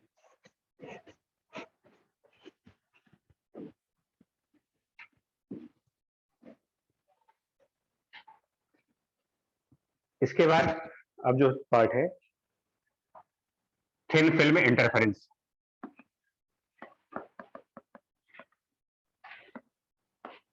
थोड़ा इसमें भी ना एक डेरिवेशन चाहिए होगी related to class 11। Thin film interference में एक डेरिवेशन क्लास 11 से रिलेटेड है। याद है तो अच्छी बात है, नहीं याद है तो जरा देखो आप उसमें क्या कहा गया था। एक टॉपिक हमने क्लास 11 में कुछ इस तरीके से डिस्कस किया था, रिफ्लेक्शन ऑफ वेव करके, reflection and transmission. Yes sir. इसको बहुत जल्दी से रिवाइज कर लें, बहुत क्विकली देखो आप। अगर हम ये मान लें कि कोई एक वेव ट्रेवल हो रही है स्ट्रिंग 1 में जिसका एम्पलीट्यूड a1 है, और इस स्ट्रिंग से अटैच मतलब इसी के सीरीज कॉम्बिनेशन में एक और स्ट्रिंग मान लें, इसके सीरीज कॉम्बिनेशन में एक दूसरी स्ट्रिंग अटैच कर दीजिए, मतलब सेकंड मीडियम एक तरीके से। तो ये कहा गया था कि जब ये वेव, सुनो यार अभी, जब ये आपकी इंसिडेंट वेव जिसको बोलते हो, ये वाली वेव जब इस जंक्शन पॉइंट को स्ट्राइक करती है तो वेव का कुछ पार्ट रिफ्लेक्ट होता है और कुछ पार्ट ट्रांसमिट कर जाता है। तो उसके बाद सिचुएशन क्या बनती है कि जंक्शन के बाद लेफ्ट साइड वाली स्ट्रिंग जो होगी आपकी, इसमें दो तरीके की वेव हो जाएगी। एक वेव जो आप रेगुलरली इंसिडेंट कर रहे हो, क्योंकि वेव है, वेव पल्स नहीं है कि एक बार भेजा और उसके बाद शांत हो गए। इंसिडेंट वेव कंटिन्यूअसली जारी होगी और इस पॉइंट से टकरा करके वेव कंटिन्यूअसली वापस आ रही होगी, रिफ्लेक्शन हो रहा होगा। तो साइमल्टेनियसली एक वेव और वापस आएगी। और इसमें एक कंसेप्ट हुआ करता था कि वेव दो तरीके से रिफ्लेक्ट होती है। एक सिचुएशन ये आती है कि रिफ्लेक्शन में क्रस्ट वाला पार्ट ट्रफ बन के आता है, और एक होता है क्रस्ट वाला 180 पार्ट डिग्री क्रस्ट बन पलट करके ही आता जाती है, है। Phase Yes. डिफरेंसेस वाला कंसेप्ट। थ्योरी कुछ इस तरीके से थी। अगर हम ये मान लें कि जो वेव रिफ्लेक्ट होकर के आएगी उसका एम्पलीट्यूड AR होगा, जो इंसिडेंट कराई थी उसका AI है, और कुछ वेव दूसरे वाले मीडियम में ट्रांसमिट हो जाएगी, उसको हम AT कह देते हैं। टोटल 3 वेव हो गई हमारे पास। एक जो हम लगातार इंसिडेंट करवा रहे, एक जंक्शन पॉइंट से रिफ्लेक्ट होने वाली वेव, और एक उससे आगे वाले मीडियम में ट्रांसमिट। और वैसे तो कुछ वेव यहाँ पर एब्जॉर्ब भी होती है, वो अवॉइड कर दे रहे हो आप। से 0 मान लिया था। तो हाँ, अगर वेव की एब्जॉर्प्शन को नेग्लेक्ट कर दें तो इसमें एक रिजल्ट हम लोगों ने निकाला गया था AR, AT और AI के बीच में, और वो रिजल्ट बेस्ड था कंजर्वेशन ऑफ एनर्जी के ऊपर, और उसका एक और डेरिवेशन था, मतलब एक एनर्जी कंजर्वेशन था और एक था स्ट्रिंग की कंटिन्यूटी वाला। यस सर, उनके डिस्प्लेसमेंट्स ऐड हो जाएंगे। हाँ, ये पॉइंट कॉमन पॉइंट है। तो at this point net displacement bye superposition of these two wave, क्योंकि ये दोनों वेव सेम मीडियम में है तो सुपर इम्पोज हो जाएंगी। इनके सुपरपोजिशन करने से जो नेट डिस्प्लेसमेंट इस पॉइंट का मिलेगा और ट्रांसमिट वाली वेव की वजह से यहाँ पर जो नेट डिस्प्लेसमेंट मिलेगा वो बराबर होने चाहिए। तो एक हमने स्ट्रिंग के कंटिन्यूटी की इक्वेशन बनाई थी, मतलब उसकी डिफरेंशिएबिलिटी और कंटिन्यूटी की इक्वेशन थी। तो मैं कंप्लीट डेरिवेशन तो नहीं कर रहा, क्लास 11 से आप वापस देखोगे, पर इसका रिजल्ट कुछ ऐसा आया था। जब हमने कंटिन्यूटी वाली इक्वेशन बनाई थी तो उससे हमारा रिजल्ट बना था AI plus AR equal to AT। Yes. और एनर्जी कंजर्वेशन से एक और इक्वेशन बनी थी, वो स्पीड के फॉर्म में आई थी। Yes. इसको ऐसे आप कर सकते हो ना, energy of wave is given by half m omega square a square. Wave की एनर्जी फॉर्मूला है। मास ऑफ वेव मतलब mass of medium, AI minus AR is equal to V1 by V2 AT, I think. हाँ उधर से answer बता। तो बच्चा derivation अभी आंसर बता रहे, इसका रिजल्ट। हाँ जी बताओ देव जी, आंसर बताओ। सर ए AI आर बोलना है, AR AR आया AI था V2 minus V1 upon V2 plus V1 और AT की वैल्यू मिली होगी 2 times 2 times V2 V2 upon upon V2 V1 plus plus V2 V1 yes sir ये ठीक है। जिनका डेरिवेशन नहीं है वो टेंशन ना लीजिए, उसको भी डेरिवेशन का इस चैप्टर में वैसे भी कोई काम नहीं। बट ये कुछ इस तरीके से आया था कि V2 और V1 वेव की स्पीड थी। फर्स्ट मीडियम में वेव के ट्रेवल करने की स्पीड V1 और सेकंड मीडियम में वेव के ट्रेवल करने की स्पीड V2। तो कंप्लीट डेरिवेशन चाहिए तो आप वहां देखोगे। और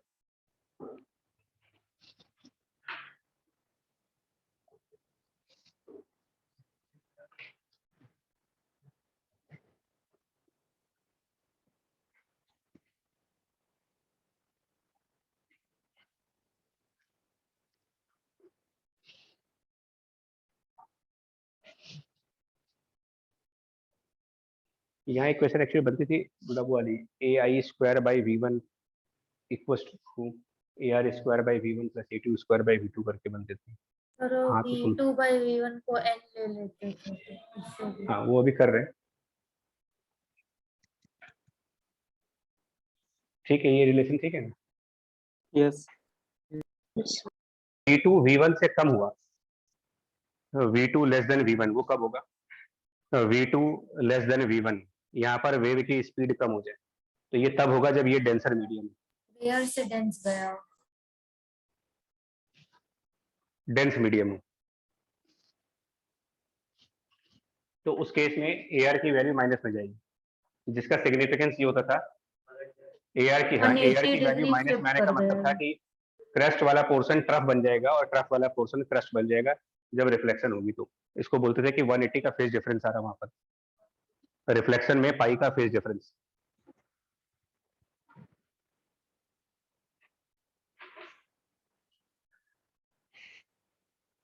राइट है क्या? यस जी। तो अगर मिरर से रिफ्लेक्शन हो रहा हो तो ये पार्ट यहां तक समझ गए।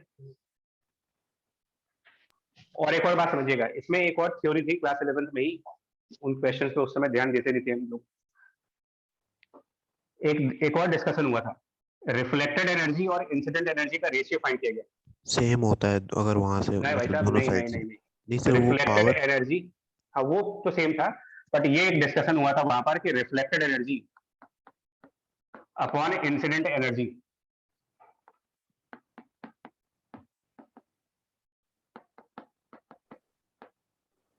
तो ये actually energy square of amplitude के प्रोपोर्शन में आ जाएगी। तो ये AR square upon AI square हो जाएगा, और AR square upon AI square की जो वैल्यू बनेगी वो आएगी V2 minus V1 divided by V2 plus V1 whole square, ये बन जाएगी। ये सब डिराइव्ड है यार, सारा कुछ डिराइव्ड है पहले का।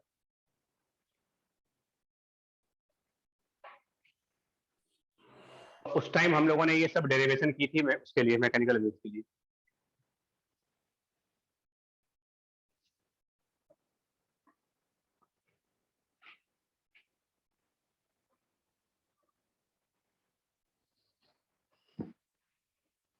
अब देखो बहुत, अब जो कंसेप्ट पार्ट है ये थोड़ा सा डिफिकल्ट है अभी, इसके ऊपर सब वापस आ रहा है। देखो मान लिया जाए, लॉजिक सुनना भी है, कंसेप्ट एक्सप्लेन कर रहे हैं। मान लीजिए एक सोर्स S1 है और एक सोर्स S2 है, और किसी पॉइंट पर इन दोनों के वेव में इंटरफेरेंस होनी है। जिस पॉइंट पर इंटरफेरेंस होनी है वो पॉइंट हमारे सोर्स S1 से 3 लैम्डा के डिस्टेंस पर है या फिर 2 लैम्डा के डिस्टेंस पर है। तो इसका मतलब S1 से जो वेव निकलेगी वो 2 वेवलेंथ कंप्लीट कर देगी अपनी, और सेम पॉइंट S2 से फॉर एग्जांपल 3 लैम्डा के डिस्टेंस पर है। तो यहां से एक लैम्डा, एक और लैम्डा, एक और लैम्डा, किस टाइप का इंटरफेरेंस हुआ यहाँ पर? कंस्ट्रक्टिव। पाथ डिफरेंस कितना हुआ यहाँ पर? पाथ डिफरेंस लैम्डा, और नेचर ऑफ इंटरफेरेंस कंस्ट्रक्टिव। मतलब कि मैक्सिमम इंटेंसिटी वाला पॉइंट होगा ये। अगर मतलब ये पूरा डिस्टेंस आप 3 लैम्डा लिख रहे हो और ये टोटल डिस्टेंस हम कितना लिख रहे हैं 2 लैम्डा। नाउ इमेजिन करिए सिचुएशन ऐसी ही है। अच्छा, कंस्ट्रक्टिव का फिजिकल मतलब बताएगा तो तुम्हें। कंस्ट्रक्टिव इंटरफेरेंस का फिजिकल मतलब ये था कि एक वेव का क्रस्ट दूसरे के क्रस्ट के साथ ओवरलैप करे और ट्रफ ट्रफ के साथ। मतलब अगर प्लस और माइनस से रिप्रेजेंट करते हो तो एक का प्लस दूसरे के प्लस के साथ ओवरलैप करे, एक का माइनस दूसरे के माइनस के साथ ओवरलैप करे, और ये होगा यहाँ पर। अगर सब कुछ ऐसे ही रहे, एक मिनट देख लें दिख रहा है कि नहीं, S1 S2 और पॉइंट P, ये 2 लैम्डा ही रखो आप। इधर से 3 लैम्डा है, लेकिन इसमें ऐसा कुछ हो गया कि बीच में कहीं पर वेव जो थी उसका क्रस्ट और ट्रफ पलट गए। इमेजिन करिए, थोड़ी देर चलने के बाद क्रस्ट और ट्रफ पलट गए, मतलब अब उसके बाद ये वेव ऐसे जा रही है। लेंथ अभी भी ये 3 लैम्डा की है, पाथ डिफरेंस अभी भी लैम्डा का है, लेकिन अब होगा क्या, एक वेव के प्लस के साथ दूसरी वेव का, तो ये नेचर डिस्ट्रक्टिव हो चुका है। मतलब जिस पाथ डिफरेंस पर कंस्ट्रक्टिव इंटरफेरेंस की उम्मीद कर रहे थे, सेम पाथ डिफरेंस पर अब आपको किस टाइप का इंटरफेरेंस मिलेगा। तो ये तब होगा अगर कोई वेव इंटरफेयर करने वाले पॉइंट से पहले ही क्रस्ट एंड ट्रफ पलट जाए उसके, और ये सिचुएशन रिफ्लेक्शन में आएगी। मतलब अगर इंटरफेयर करने से पहले वेव रिफ्लेक्ट हो जा रही है कहीं पर, और ऐसा रिफ्लेक्शन हो रहा है जिसमें फेज डिफरेंस आ रहा 180 डिग्री का, तो जिस क्राइटेरिया पर पहले कंस्ट्रक्टिव हुआ करता था, उस क्राइटेरिया पर अब डिस्ट्रक्टिव इंटरफेरेंस मिलना स्टार्ट हो जाएंगे, कंडीशंस इंटरचेंज हो जाएंगे। ये चीज तब होगी जब इंटरफेरेंस से पहले, बिफोर इंटरफेरेंस, वेव का रिफ्लेक्शन हो, और रिफ्लेक्शन भी ऐसा हो जिसमें AR माइनस में आ रहा हो। और ये कब माइनस में होगा, जब सेकंड साइड डेंसर मीडियम होगा।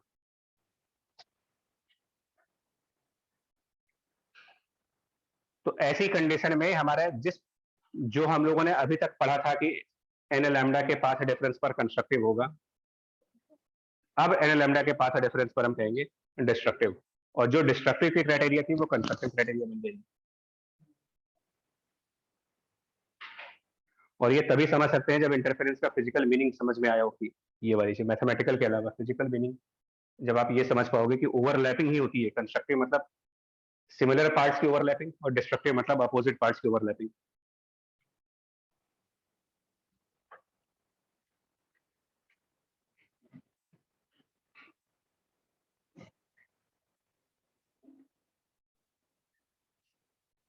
तो ये रूल अपने माइंड में रखो, क्योंकि जो थिन फिल्म इंटरफेरेंस है और ऐसे जितने भी इंटरफेरेंस जिसमें रिफ्लेक्शन है, कुछ लोगों ने HCV का कुछ डाउट भेजा था जिसमें मिरर बीच में यूज कर लिया गया था और मिरर से लाइट रिफ्लेक्ट होकर के बाद में इंटरफेयर हो रही थी, तो उसका रिजल्ट मैच नहीं कर रहे थे। याद आया कौन सा क्वेश्चन है ये मिरर वाले? Yes sir. 21 वाला क्वेश्चन है, HCV का 21 क्वेश्चन है।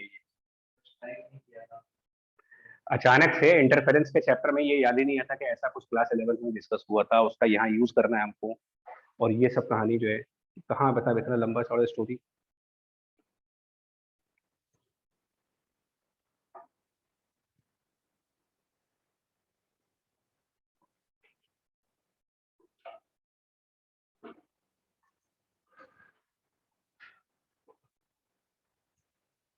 रूल क्लियर हुआ आपका? क्या है हमने रूल फिर से रिपीट बोल दे रहा हूँ वर्बली के, मतलब अगर बिफोर इंटरफेरेंस रिफ्लेक्शन हुआ हो और उसमें फेज डिफरेंस जनरेट हो गया हो, तो criterias of constructive destructive interferences will be interchanged. जो क्राइटेरिया कंस्ट्रक्टिव का था वो डिस्ट्रक्टिव का, जो डिस्ट्रक्टिव का वो कंस्ट्रक्टिव का। अब इसका एप्टीट्यूड अपने आप देखो, अगर 2 बार रिफ्लेक्शन हो जाए इंटरफेरेंस से पहले, एक बार रिफ्लेक्ट हुई फिर आगे कहीं चली, फिर रिफ्लेक्ट हो जाए, फिर वही नॉर्मल, फिर वापस उसी क्राइटेरिया पे आ जाओगे। Odd number of time reflect हो तो मतलब एक तरीके से सोचे हम 1 2 3 4 बार रिफ्लेक्ट पलट जाएंगे करेंगे। correctly। मैनेज इसको मैनेज कर लोगे ना ये सब चीज, क्योंकि ये सोच करके ही करना है इसमें।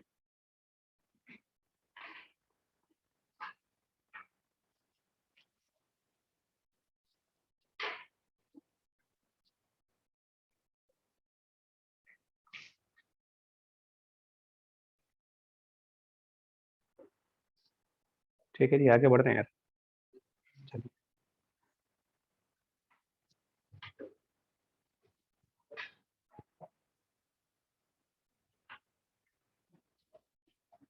हटाए नहीं बोलो। थिन फिल्म इंटरफेरेंस का जो पहला टॉपिक है, ये सोप फिल्म्स के कलर की बात हो रही है। थिन फिल्म इंटरफेरेंस मतलब सोप फिल्म्स कलर्ड क्यों दिखते हैं। अगर सनलाइट पड़े और सोप फिल्म्स के ऊपर तो उसमें एक स्पेक्ट्रम टाइप की चीज दिखती है, कई सारे कलर दिखते हैं। ऑयल के ऊपर पड़े, पेट्रोल के ऊपर पड़े तो, और ऑयल पेट्रोल तो छोड़ दीजिए, इवन अगर आपके सीडी डीवीडी के ऊपर पड़ जाए तो अच्छा खासा उसमें ब्राइट कलर्स दिखते हैं। तो एक फिल्म ये फिल्म, ये सब फिल्म इंटरफेरेंसेस कहलाते हैं। मेरे थ्योरी पढ़ो इसकी क्या है।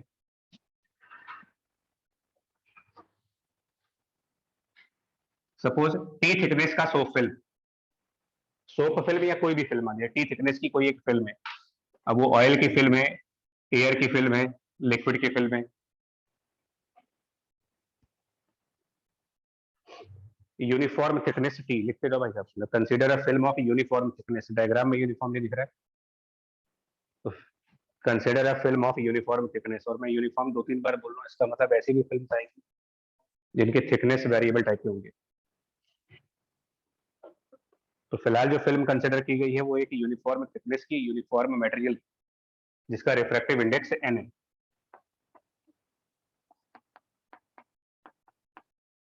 और इस फिल्म के ऊपर एयर है और नीचे भी एयर मानते हैं।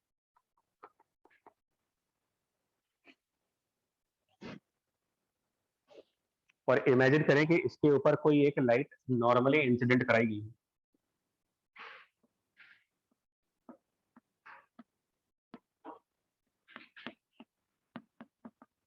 रे ऑप्टिक्स की एक बहुत बेसिक प्रॉपर्टी होती है कि जब मीडियम बदलता है तो लाइट 100% रिफ्लेक्ट नहीं होती। 100% रिफ्लेक्शन का एक ही केस होता है, और वो होता है जब डेंसर से रेयर क्रिटिकल एंगल से ज्यादा पड़ा हो तो टोटल रिफ्लेक्शन बोलते हैं। टोटल रिफ्लेक्शन एक पर्टिकुलर केस है, अदरवाइज पार्शियल रिफ्लेक्शन आएंगे। एक काम करो, अगर हम ये मान लें कि n की वैल्यू 3/2 है, सपोज आपको समझाने के लिए ले रहे हैं, आपको मान लीजिए n इक्वल टू 3/2, और अब साथ साथ में लिखना होगा, हम एयर को ऑलमोस्ट फ्री स्पेस मानेंगे। वहां पर लाइट की क्या स्पीड रहेगी फ्री स्पेस में, फ्री हो जाएगी। चलिए, तो यहाँ पर एयर में मतलब कि फर्स्ट मीडियम में स्पीड v1 को आप स्मॉल सी लिखोगे।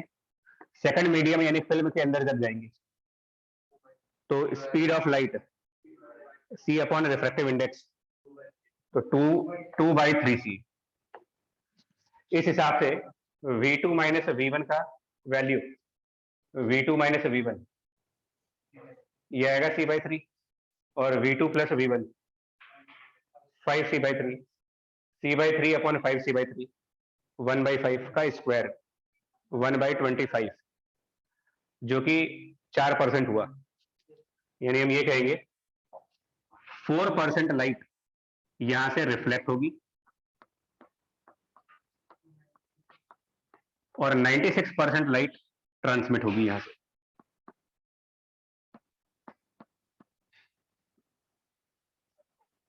जिस भी इंटेंसिटी की लाइट आएगी उसका 4% रिफ्लेक्ट बैक हो गया और मेजर यानी 96% रिफ्रैक्ट हुआ है, ट्रांसमिट हुआ है। हालांकि रिफ्रैक्शन में कोई डेविएशन नहीं आएगी क्योंकि नॉर्मल इंसिडेंस है।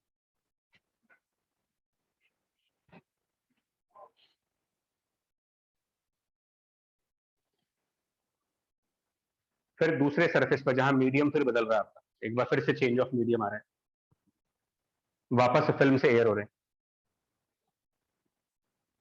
फिर लाइट का कुछ पोर्शन रिफ्लेक्ट होगा और फिर कुछ ट्रांसमिट होगा।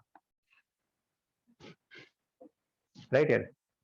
अब जो पूछेंगे सुनना, सपोज एनर्जी ई थी, capital E denotes energy, E not denotes energy, 4% कितना हुआ उसका, मन निकाल सकते हैं।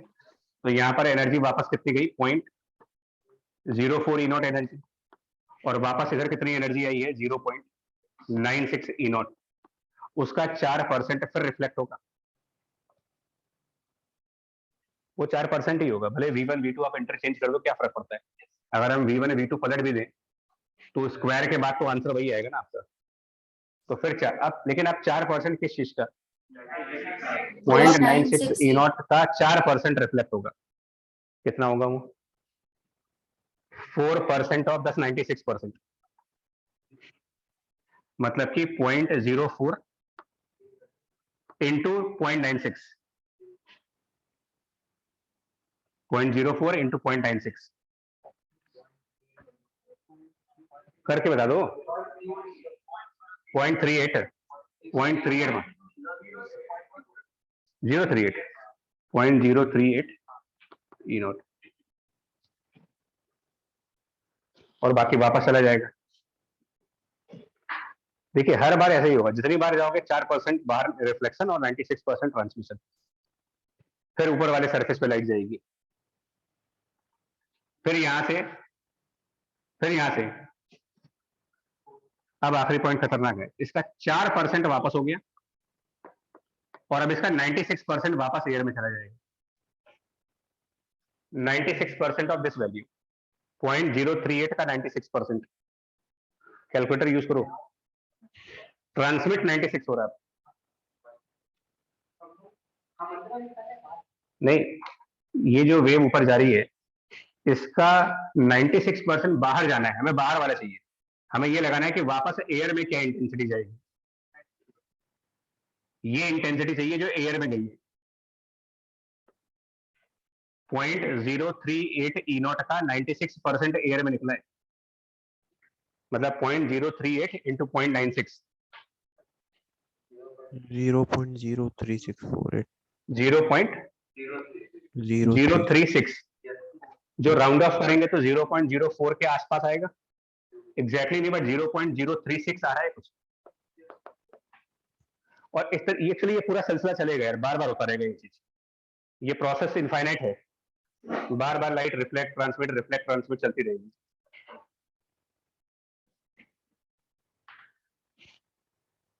ठीक है, अब सुनिए, फर्स्ट सरफेस के रिफ्लेक्शन से जो लाइट एयर में गई है उसकी इंटेंसिटी, और सेकेंड टाइम जब लाइट एयर में वापस आई है, पहली बार जब लाइट इंसिडेंट हुई और यहीं से रिफ्लेक्ट हुई तो उसकी इंटेंसिटी है 0.04, उसके बाद लाइट फिल्म के अंदर गई, रिफ्लेक्ट हुई और फिर वापस आई, अब उसकी इंटेंसिटी है 0.0, ऑलमोस्ट सेम है, ऑलमोस्ट सेम इंटेंसिटी है।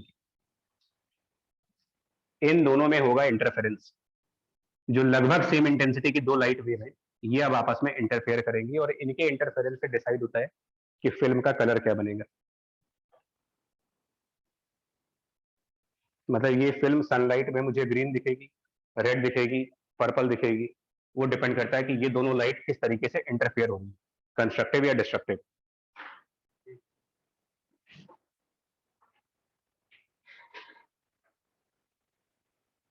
तो इनको नाम दे देना है, पहले रिफ्लेक्शन वाली लाइट को आप 1 कर दो और सेकेंड टाइम ये जो लाइट है इसको 2 लिख दो आप, डायग्राम बहुत गंदा हो चुका है ये 1 और 2। तो हम इंटरफेरेंस कंसिडर करने जा रहे हैं वेव 1 में और वेव 2 में। वेव 1 किसको कह रहे हैं हम लोग यहाँ पर, जो पहली बार रिफ्लेक्ट हुई थी, wave 1 is the reflection from the top surface, और वेव 2 किसको कह रहे हैं, wave 2 transmission from the top surface. ये समझ में आपको, वेव 1 2 जिनके बीच इंटरफेरेंस ले रहे हो, जिन दो वेव के बीच में इंटरफेरेंस ले रहे हैं, भले उनकी इंटेंसिटी बहुत कम है लेकिन वो आपस में बराबर है।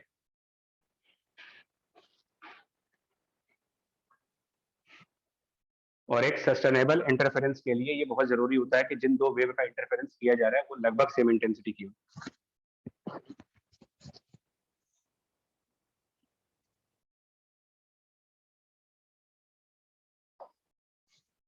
अब ये बताइए, जो वेव 2 है,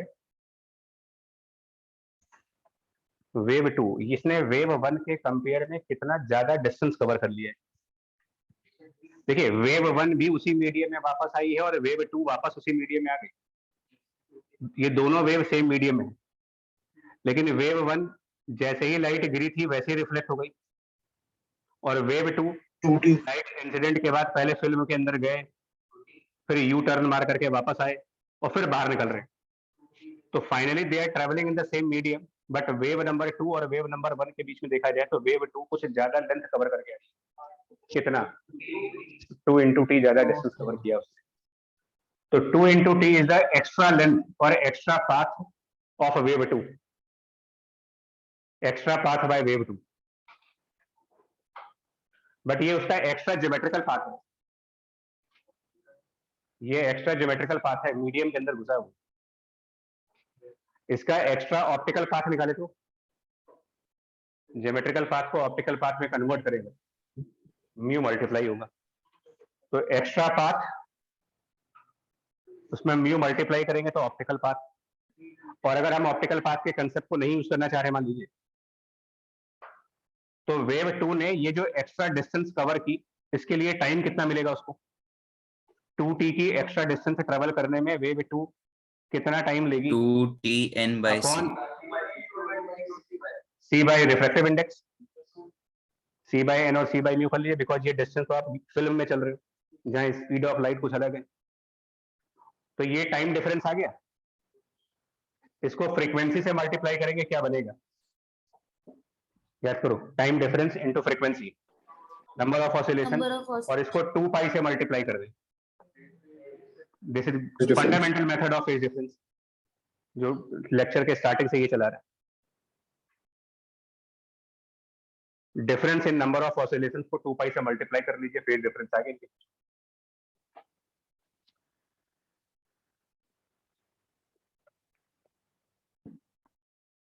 ये वैल्यू बन जाएगी 4 पाई n t, और वो जो फ्रीक्वेंसी ऊपर है उसको नीचे लाएंगे तो लैम्डा हो जाएगा। और ये लैम्डा कौन से मीडियम का? ये c बाई एफ बनेगा। तो c बाई एफ मतलब वेवलेंथ इस फिल्म के अंदर या वेवलेंथ फ्री स्पेस में? तो लैम्डा ऑफ फ्री स्पेस यानी लैम्डा ऑफ द वैक्यूम। यहाँ पर क्वेश्चन में कंफ्यूज करने के लिए वेवलेंथ ऑफ ग्लास दे देते हैं। क्वेश्चन में डेटा जो दिया जाता है वेवलेंथ किसी वाटर का दे देते हैं, जबकि फॉर्मूले में जो वेवलेंथ यूज करना है हमको वो वैक्यूम का करना है। और इनका रिलेशन ऑलरेडी बता चुका हूँ कि wavelength in a medium equals to the wavelength in free space divided by the refractive index. ये आएगा फेज डिफरेंस। अब आपसे पूछा जाएगा कि इन दोनों के बीच में इंटरफेरेंस कंस्ट्रक्टिव है या डिस्ट्रक्टिव है। तो हमको याद होना चाहिए कि फेज डिफरेंस अगर 2n पाई होता है, फेज डिफरेंस की वैल्यू 2n पाई होगा तो कंस्ट्रक्टिव। बट वो सब तब होता था जब रिफ्लेक्शंस कंसिडर नहीं हुए थे। अब आपको यहाँ पर चेक करना पड़ेगा कि यहाँ पर कौन सा ऐसा रिफ्लेक्शन है जिसमें AR नेगेटिव आने वाला है। मतलब कौन सा ऐसा रिफ्लेक्शन है जो रेयर से डेंसर साइड पर हो रहा है। अब सुन लो पहले, light was travelling from air to some medium. ये रेयर से डेंसर है या डेंसर से रेयर है? Rare to denser. इस रिफ्लेक्शन में पाई का फेज डिफरेंस है, मतलब इस रिफ्लेक्शन में एयर माइनस में जाएगा। फिर वो लाइट ट्रांसमिट हुई और यहां पर फिर रिफ्लेक्शन हुआ।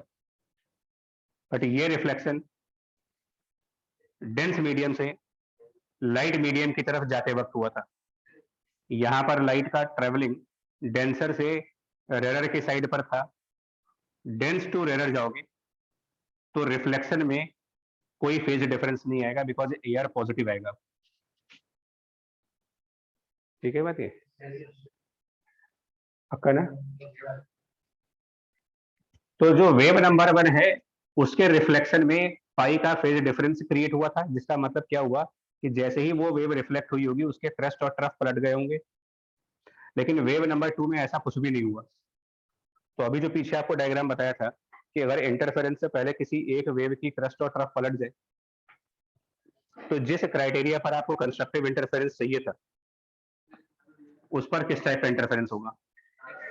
यानी अगर ये चीज 2n पाई हो जाए, अगर ये फेज डिफरेंस 2n पाई के बराबर हो, तो आप ये कहोगे कि इन दोनों वेव के बीच में डिस्ट्रक्टिव इंटरफेरेंस हो।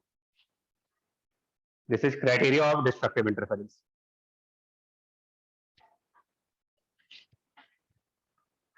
और 2n-1 पाई अगर फेज डिफरेंस हुआ तो कंस्ट्रक्टिव इंटरफेरेंस है।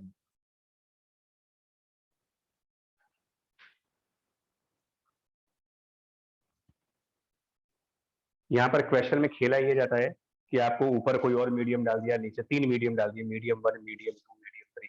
अब चेक करो कौन सा डेंसर से रेयर है, कौन सा रेयर से डेंसर है, और उसी में कंफ्यूजन होती है। मतलब अगर इसमें ब्लाइंडली फॉर्मूला लगा दिया कि कोई फॉर्मूला रट करके गए और बिना डिस्कशन बिना एनालिसिस के बस उठाया फॉर्मूला और लगा दिया, तो बहुत चांसेस है कि गलत होंगे। किस्मत अच्छी रही तो अलग बात है। हाँ, ये किसका क्राइटेरिया लिखा हुआ है? डिस्ट्रक्टिव का। इस समझ में, जिसका फिजिकल मतलब क्या होगा, हम कह रहे हैं डिस्ट्रक्टिव इंटरफेरेंस हो गया, मतलब फिजिकली उसका क्या मतलब है,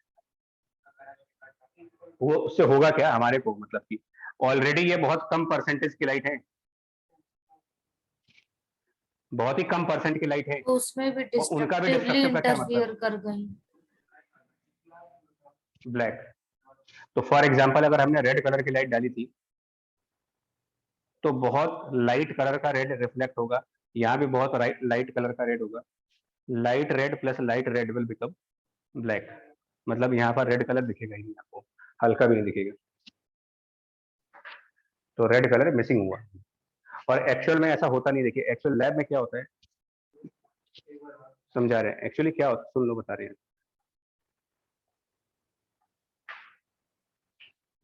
पहले ये रिजल्ट मुझे लिख लेने दो, ये रिजल्ट क्या बन रहा, एक मिनट, इसमें गड़बड़ हो गई है। ये दोनों एन आपको कंफ्यूज हो रहे हैं। ये एन कोई इंटीजर है और ये एन, यार इसको अलग कर दो वरना पता चल हम दोनों एन काट देते हैं,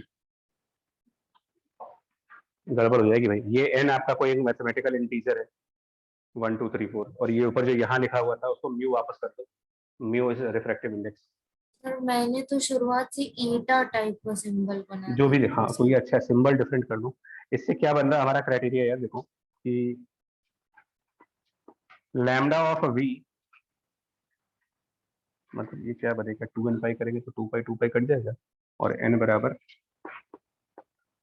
2 mu T divided by lambda, ऐसा बनेगा कुछ। देखो ये बनेगा ना यार क्राइटेरिया, क्राइटेरिया ऑफ डिस्ट्रक्टिव।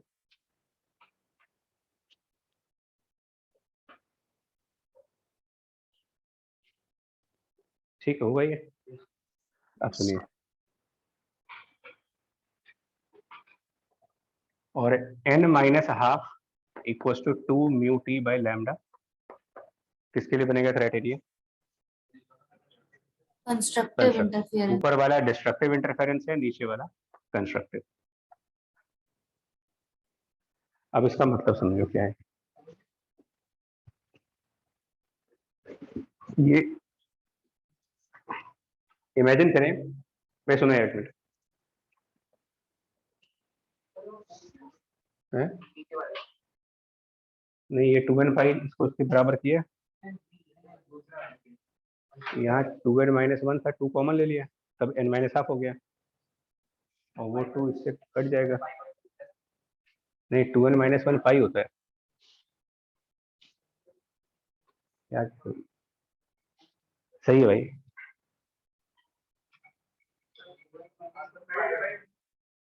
नहीं, phase difference of destructive 2n-1 पाई लिखोगे, पाई बाय 2, तो पाई का इवन मल्टीपल, पाई का ऑड मल्टीपल। अबे ट्रिग्नोमेट्री से याद कर लो भैया, एक साइन फंक्शन का माइनस और दूसरे साइन फंक्शन का प्लस, तो इनमें पाई एंगल का है तो डिफरेंस आना चाहिए।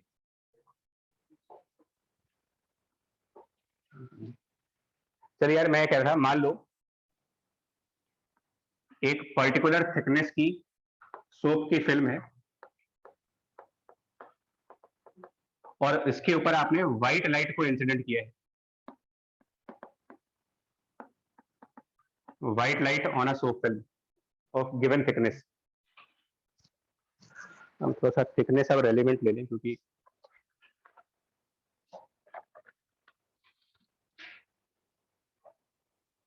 हाँ 10 to the power -4 centimetre thickness given है 10 to the power -4 सेंटीमीटर,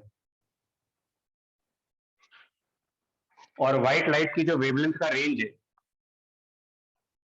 वो गिवन है आपको,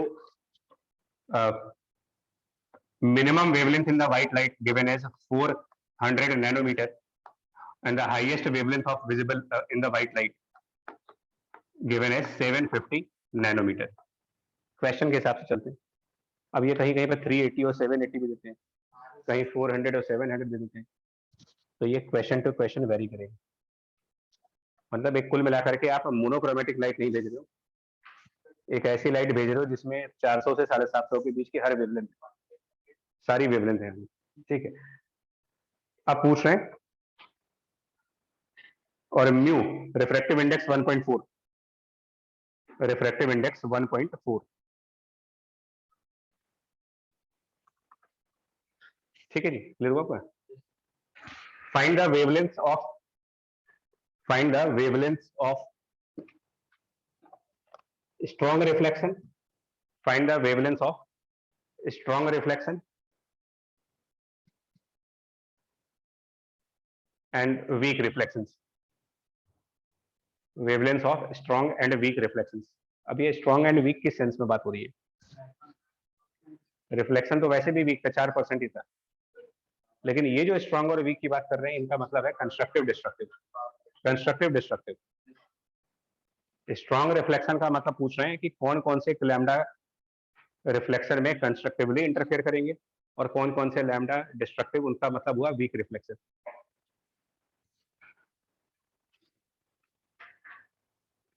तो पहले हम जरा उस पर आते हैं, कंस्ट्रक्टिव वाले पर है। ये क्राइटेरिया है कंस्ट्रक्टिव का। और बेटा हाथ बांध के बैठ जाओ, कहानी चल रही है कोई, सीधे बैठो, आराम से लेट के बैठो, सोफा पर लगवा दे तुम्हारे पीछे भी।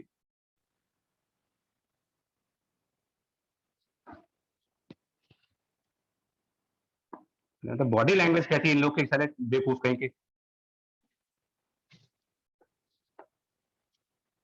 तमाशा करने आते तुम लोग। n-12, देखिए हमको थिकनेस t गिवन है,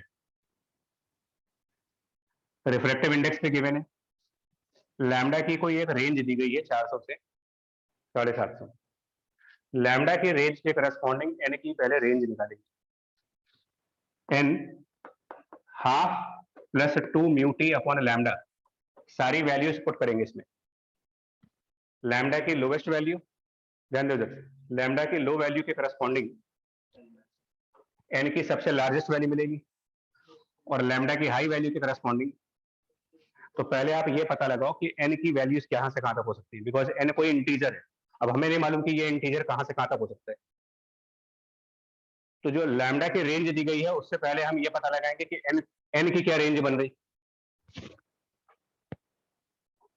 बिकॉज हमें ये तो मालूम नहीं है कि हमें ये n कौन सा इंटीजर लेना, 4 रखे 5 रखे, पता नहीं क्या होगा, कौन सा इंटीजर होगा ये।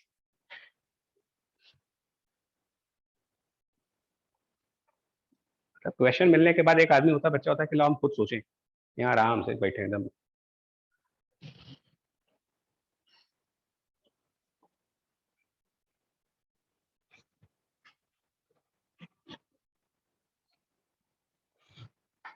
तो म्यू 1.4 था, thickness 10 to the power sir -4 है लैम्डा लैम्डा की की। मिनिमम और मैक्सिमम वैल्यू डाल रेंज कितना आएगा वही तो पूछे। लैम्डा मान लो हमने 400 डाल दिया नैनोमीटर में, 400 नैनोमीटर, तो n क्या हो गया, किससे 7.5 किससे 400 से, यहाँ 400 रखोगे तो 7.5 अच्छा Yes, यहाँ sir. 7.5 को रखें अगर नैनोमीटर्स में है देन ना वो सब कंफ्यूज कन्वर्जन करने के बाद सारा अंदाजे से देख लो, अंदाजा लगा लो कि भाई 7 पॉइंट समथिंग से इसके बीच में जाएगा, मतलब 4 के आसपास, मतलब क्या 3.9 की 4.1? हाँ तो बहुत फर्क पड़ गया ना फिर, मतलब 4 से थोड़ा छोटा है कि 4 से थोड़ा ज्यादा है, ये सब ध्यान रखना पड़ेगा। 400 रखते हैं लैम्डा, तो एन हमारा कितना बता रहा है? 7 पॉइंट समथिंग। वो मतलब एन की लार्जेस्ट वैल्यू 7 से बड़ी आ रही है, लेकिन 8 से छोटी आ रही है। और एन को 750 रखे, लैम्डा को 750 रखे, 3 पॉइंट समथिंग, जो पॉइंट से मतलब 3 पॉइंट समथिंग आ रहा है ये है ना, तो मतलब 3 पॉइंट समथिंग से आगे होगा एन। तो इसका मतलब एन की पॉसिबल वैल्यूज हुई 4, 5, 6, 7। Yes, sir.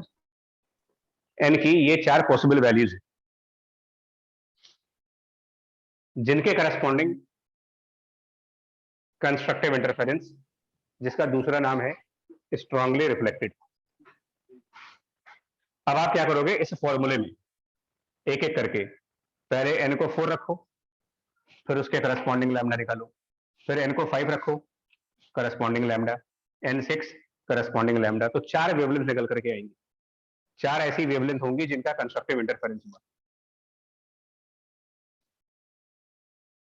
सर आपकी आवाज कट गई थी सर, ये बताइए कि कंस्ट्रक्टिव इंटरफेरेंस का आपने दूसरा नाम कौन सा दिया था?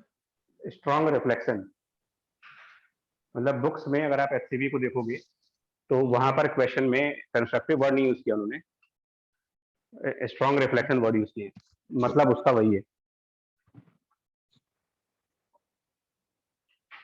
आप समझे लैम्डा कैसे निकालना है? ये पूरा मैथ है, Yes, इसके अंदर sir. अच्छा खासा Yes. मैथ लगा हुआ है।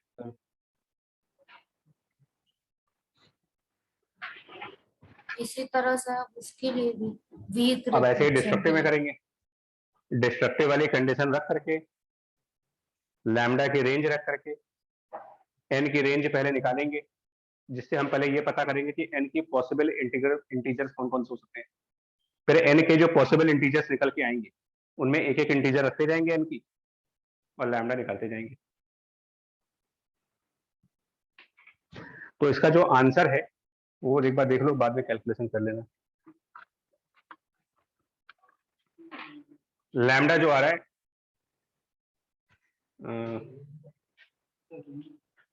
ये हमने कंस्ट्रक्टिव निकाला ना, सुनो इसके आंसर दिए हैं। एक आ रहा है अराउंड 622 नैनोमीटर के आसपास, एक आंसर n=4 से। एक आंसर आ रहा है लगभग 509 नैनोमीटर, n=5 से। एक आ रहा है 430 नैनोमीटर, लेकिन इसमें 3 ही कह रहे हैं यार ये।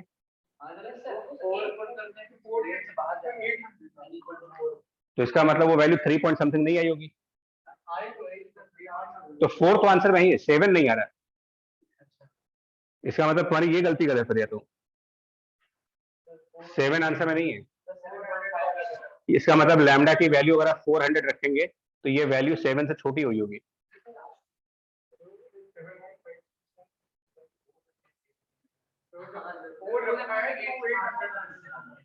क्या? अरे एक मिनट रुको, So 7.5 ही आ रहा है सर। अच्छा 4 से क्या आ रहा है तुम्हारा? नहीं ये कैसे हो सकता है यार, हमको तुम यहाँ लैम्डा की रेंज रख करके एन की वैल्यू निकाल रहे हो और फिर वापस जब पलट के रख रहे हो तो कह रहे हो कि लैम्डा उस रेंज में आएगी। कैसे हो रहा है? ये मैथ ऐसा कैसे होगी कि भाई या तो ये वैल्यूज गलत है या यहाँ पर गलती है।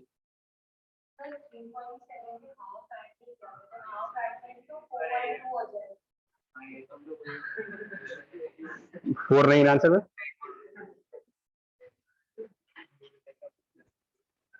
ये भूल गए थे आप, मरवा डालो। तो 5, 6, 7 हुए आंसर हैं, क्योंकि भाई 3 ही आंसर दे रखे हैं।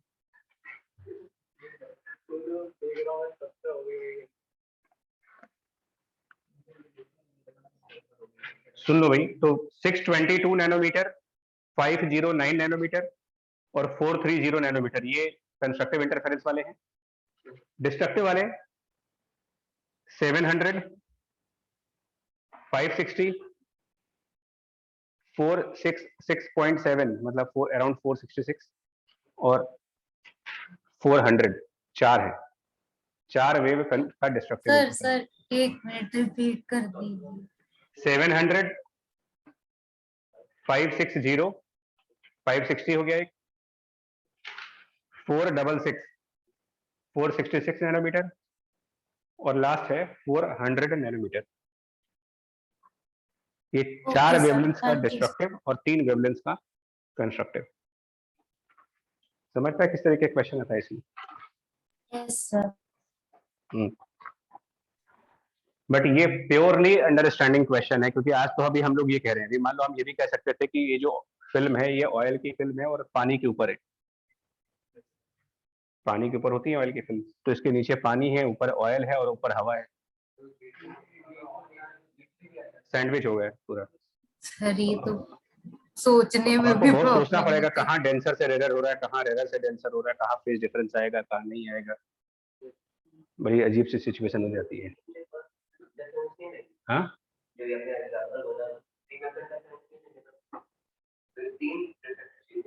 नहीं 3 का भी आएगा, अभी 2 का तो पढ़ लो। ट्रिपल स्लिट है, क्या परेशान हो गए? 3 हाँ अभी एंगल पर आएगा इंसिडेंस। नहीं वो सब छोड़ो, वो पे नहीं, एक लास्ट पॉइंट पे जल्दी से कवर। अच्छा फिल्म से जो देखिए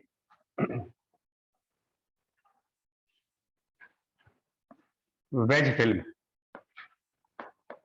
अब ये अजीब सी सिचुएशन है।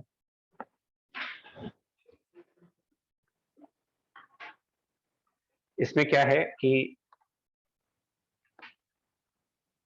ये ऐसे करके ना 2 ग्लास प्लेट्स है, ऊपर एक ग्लास प्लेट और नीचे भी एक ग्लास प्लेट,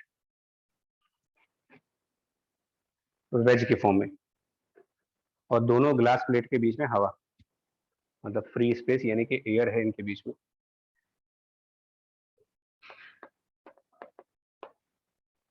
और ये एयर ही हमारी फिल्म है। और जो ग्लास प्लेट्स हैं उनकी थिकनेस ऑलमोस्ट 0 है, मतलब खाली जैसे पॉलिथीन होती है उतनी पतली ग्लास की प्लेट है। टेम्पर्ड ग्लास जिसको बोल सकते हो, जो मोबाइल कवर पे लगाते हो, ऑलमोस्ट वो ग्लास है जिसकी थिकनेस है उससे भी पतला, नाम का ग्लास खाली। क्लियर? इसमें भी, और ये एंगल जो है इतना छोटा है, मतलब एक्चुअल जो रियल एक्सपेरिमेंट है उसको आप इमेजिन नहीं कर सकते। ये जो दोनों ग्लास के बीच में गैप है ना, इसमें सिर्फ एक बाल रखा जाता है अपना, थिकनेस ऑफ 1, मतलब सिंगल एयर की थिकनेस। अब आप सोच सकते हो कि वो थिकनेस कितनी होगी। अब एक बाल कितना मोटा होता है देखा जाएगा तो भाई नेग्लिजिबली, मतलब कि नाम का थिकनेस है, बट डायग्राम में उतना छोटा दिखा नहीं सकते, तो यहाँ पर टी दिखा रहे हैं, मतलब कि नैनोमीटर्स की थिकनेस या माइक्रोमीटर्स की थिकनेस होगी। यानी कि दोनों प्लेट लगभग वन साइड कर रहे हैं, पैरेलल, ऑलमोस्ट पैरेलल प्लेट्स है, और इनके ऊपर हमने लाइट को नॉर्मली इंसिडेंट कराया।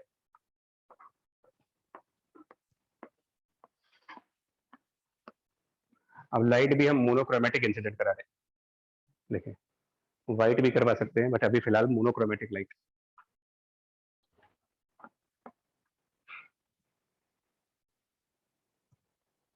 सेम प्रोसेस होगा यहाँ भी, बट इसमें क्या है कि जो फिल्म है उसकी थिकनेस यूनिफॉर्म नहीं है। वेज की फिल्म मतलब एयर फिल्म, फिल्म मतलब एयर है, यहाँ पर 0 थिकनेस की एयर है और यहाँ मैक्सिमम थिकनेस की एयर है। किसी भी पर्टिकुलर थिकनेस के करस्पॉन्डिंग किसी एक पर्टिकुलर पॉइंट पे जाइए जहां पर थिकनेस ऑफ फिल्म टी है, अरे इसको वाई मान लेते हैं, किसी पर्टिकुलर पॉइंट जहां पर एयर फिल्म के थिकनेस की वैल्यू वाई है,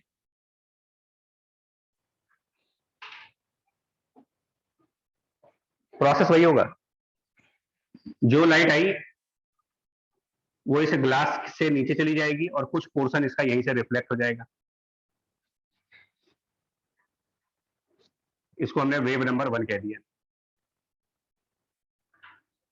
दूसरी लाइट ऊपर वाले ग्लास प्लेट को क्रॉस करके इसे एयर में गई और नीचे वाली ग्लास प्लेट से रिफ्लेक्ट होकर के वापस उसी मीडियम में गई, ये 2 हो गई, 1 2। सेकंड वाली ने फर्स्ट वाले के कंपेयर में कितना ज्यादा डिस्टेंस कवर किया है। ये सब कुछ नॉर्मल इंसिडेंस हो रहा है, डायग्राम पे मत जाना। सेकंड वाली वेव फर्स्ट वाली वेव के कंपेयर में एक्स्ट्रा डिस्टेंस क्या कवर कर रही, 2y, y नीचे गई और ये इसका ज्योमेट्रिकल पाथ है और यही इसका ऑप्टिकल पाथ है इस बार, क्योंकि मीडियम नहीं है कोई, तो ये पाथ डिफरेंस हुआ, 2y is the path difference. Path difference को n लैम्डा के बराबर कर दें अगर, तो ये कंस्ट्रक्टिव इंटरफेरेंस मिलेगा या डिस्ट्रक्टिव इंटरफेरेंस मिलेगा। तो नॉर्मल कंडीशंस में तो कंस्ट्रक्टिव रहता है, बट यहाँ रिफ्लेक्शंस हुए, चेक करके बताइए।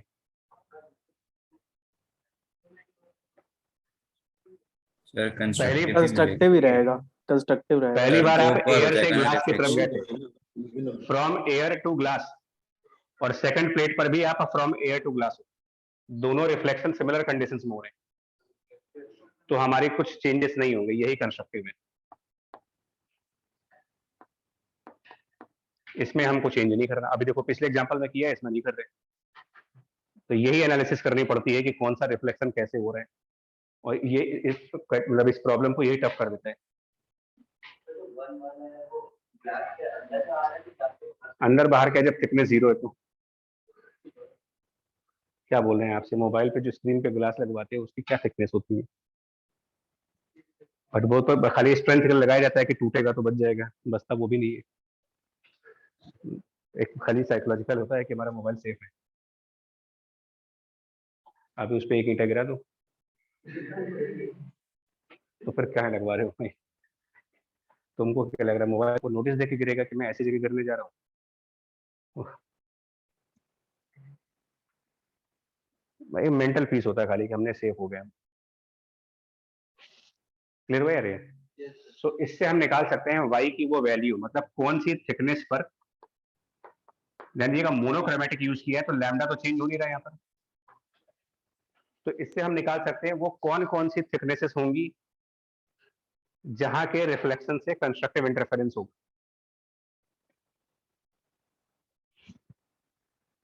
n 0 रखो, यानी कि बिल्कुल एज पे कौन सा इंटरफेरेंस मिलेगा। नेक्स्ट इंटरफेरेंस वहां होगा जहां पर थिकनेस की वैल्यू λ/2 होगी। अगला इंटरफेरेंस उस पॉइंट्स पे मिलेगा जहां थिकनेस की वैल्यू लैम्डा होगी। तो इसमें क्वेश्चन पूछते हैं, eight which thickness you will get the constructive interference, eight which thickness you will get the destructive.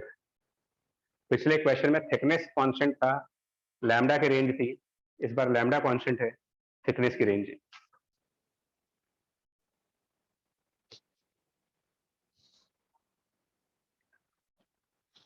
और ये एक्चुअल पैटर्न, ये ग्लास प्लेट्स रियलिटी में कुछ इस तरीके की होती है, रेक्टेंगल फॉर्म में, और इसके ऊपर जब जाएंगे तो इस तरीके की।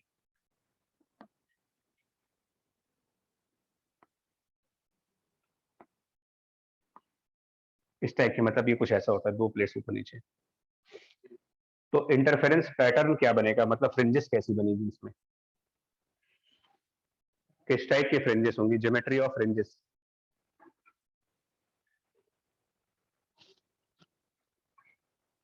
ये बताइए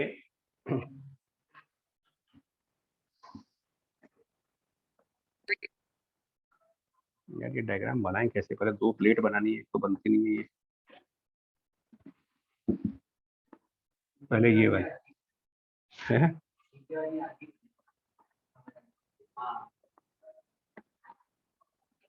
भाई बाकी तुम लोग खुद बना लो। ये कुछ इस टाइप का है, वैसे चिमटा टाइप का।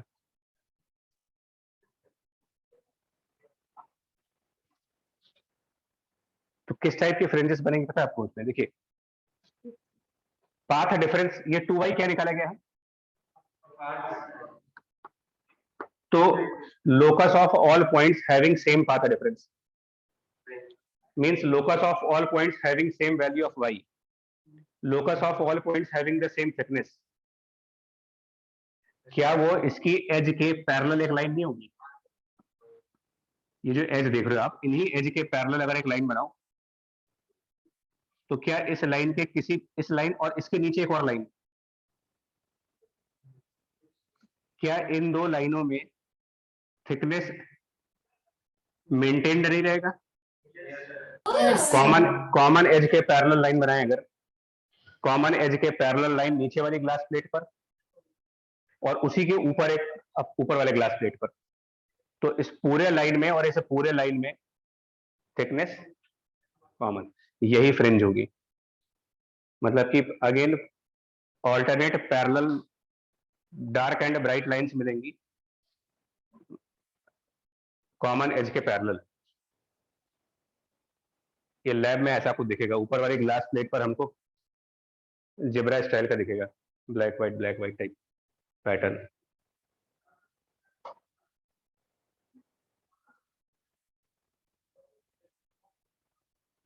जैसे घरों में ब्लाइंड्स लगाते हैं हम लोग, मान लो अगर, तो कभी कभी अगर आप मल्टी डबल कलर की ब्लाइंड्स कुछ लोग लगाते हैं, भाई एक डार्क बगल में लाइट, तो ऐसे उस टाइप की मिलती है, उसी टाइप की ब्लाइंड्स टाइप की मिलेंगी आपको, ऐसा लगेगी डार्क लाइट लाइट मिलेगा, ब्लैक नहीं मिल पाएगा इसमें, क्योंकि जो इंटरफेरेंस हुआ था उन दोनों की इंटेंसिटी परफेक्टली बराबर नहीं आ पाई थी, तो मिनिमम इंटेंसिटी 0 नहीं हो पाएगी।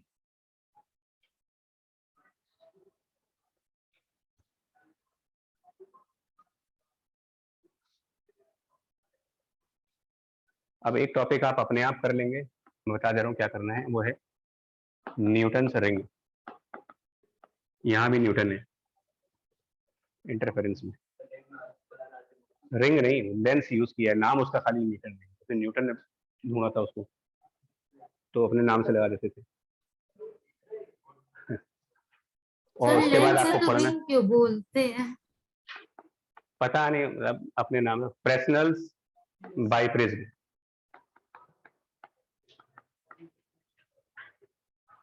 और एक बिलेट स्प्लिट लेंस, नाम भी खाली ऐसे लगता है गुंडों के नाम है, बिलेट बिल्ला, रंगा बिल्ला type.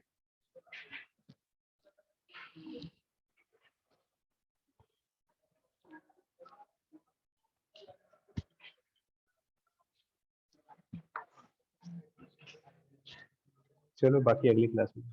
Thank you. Thank you.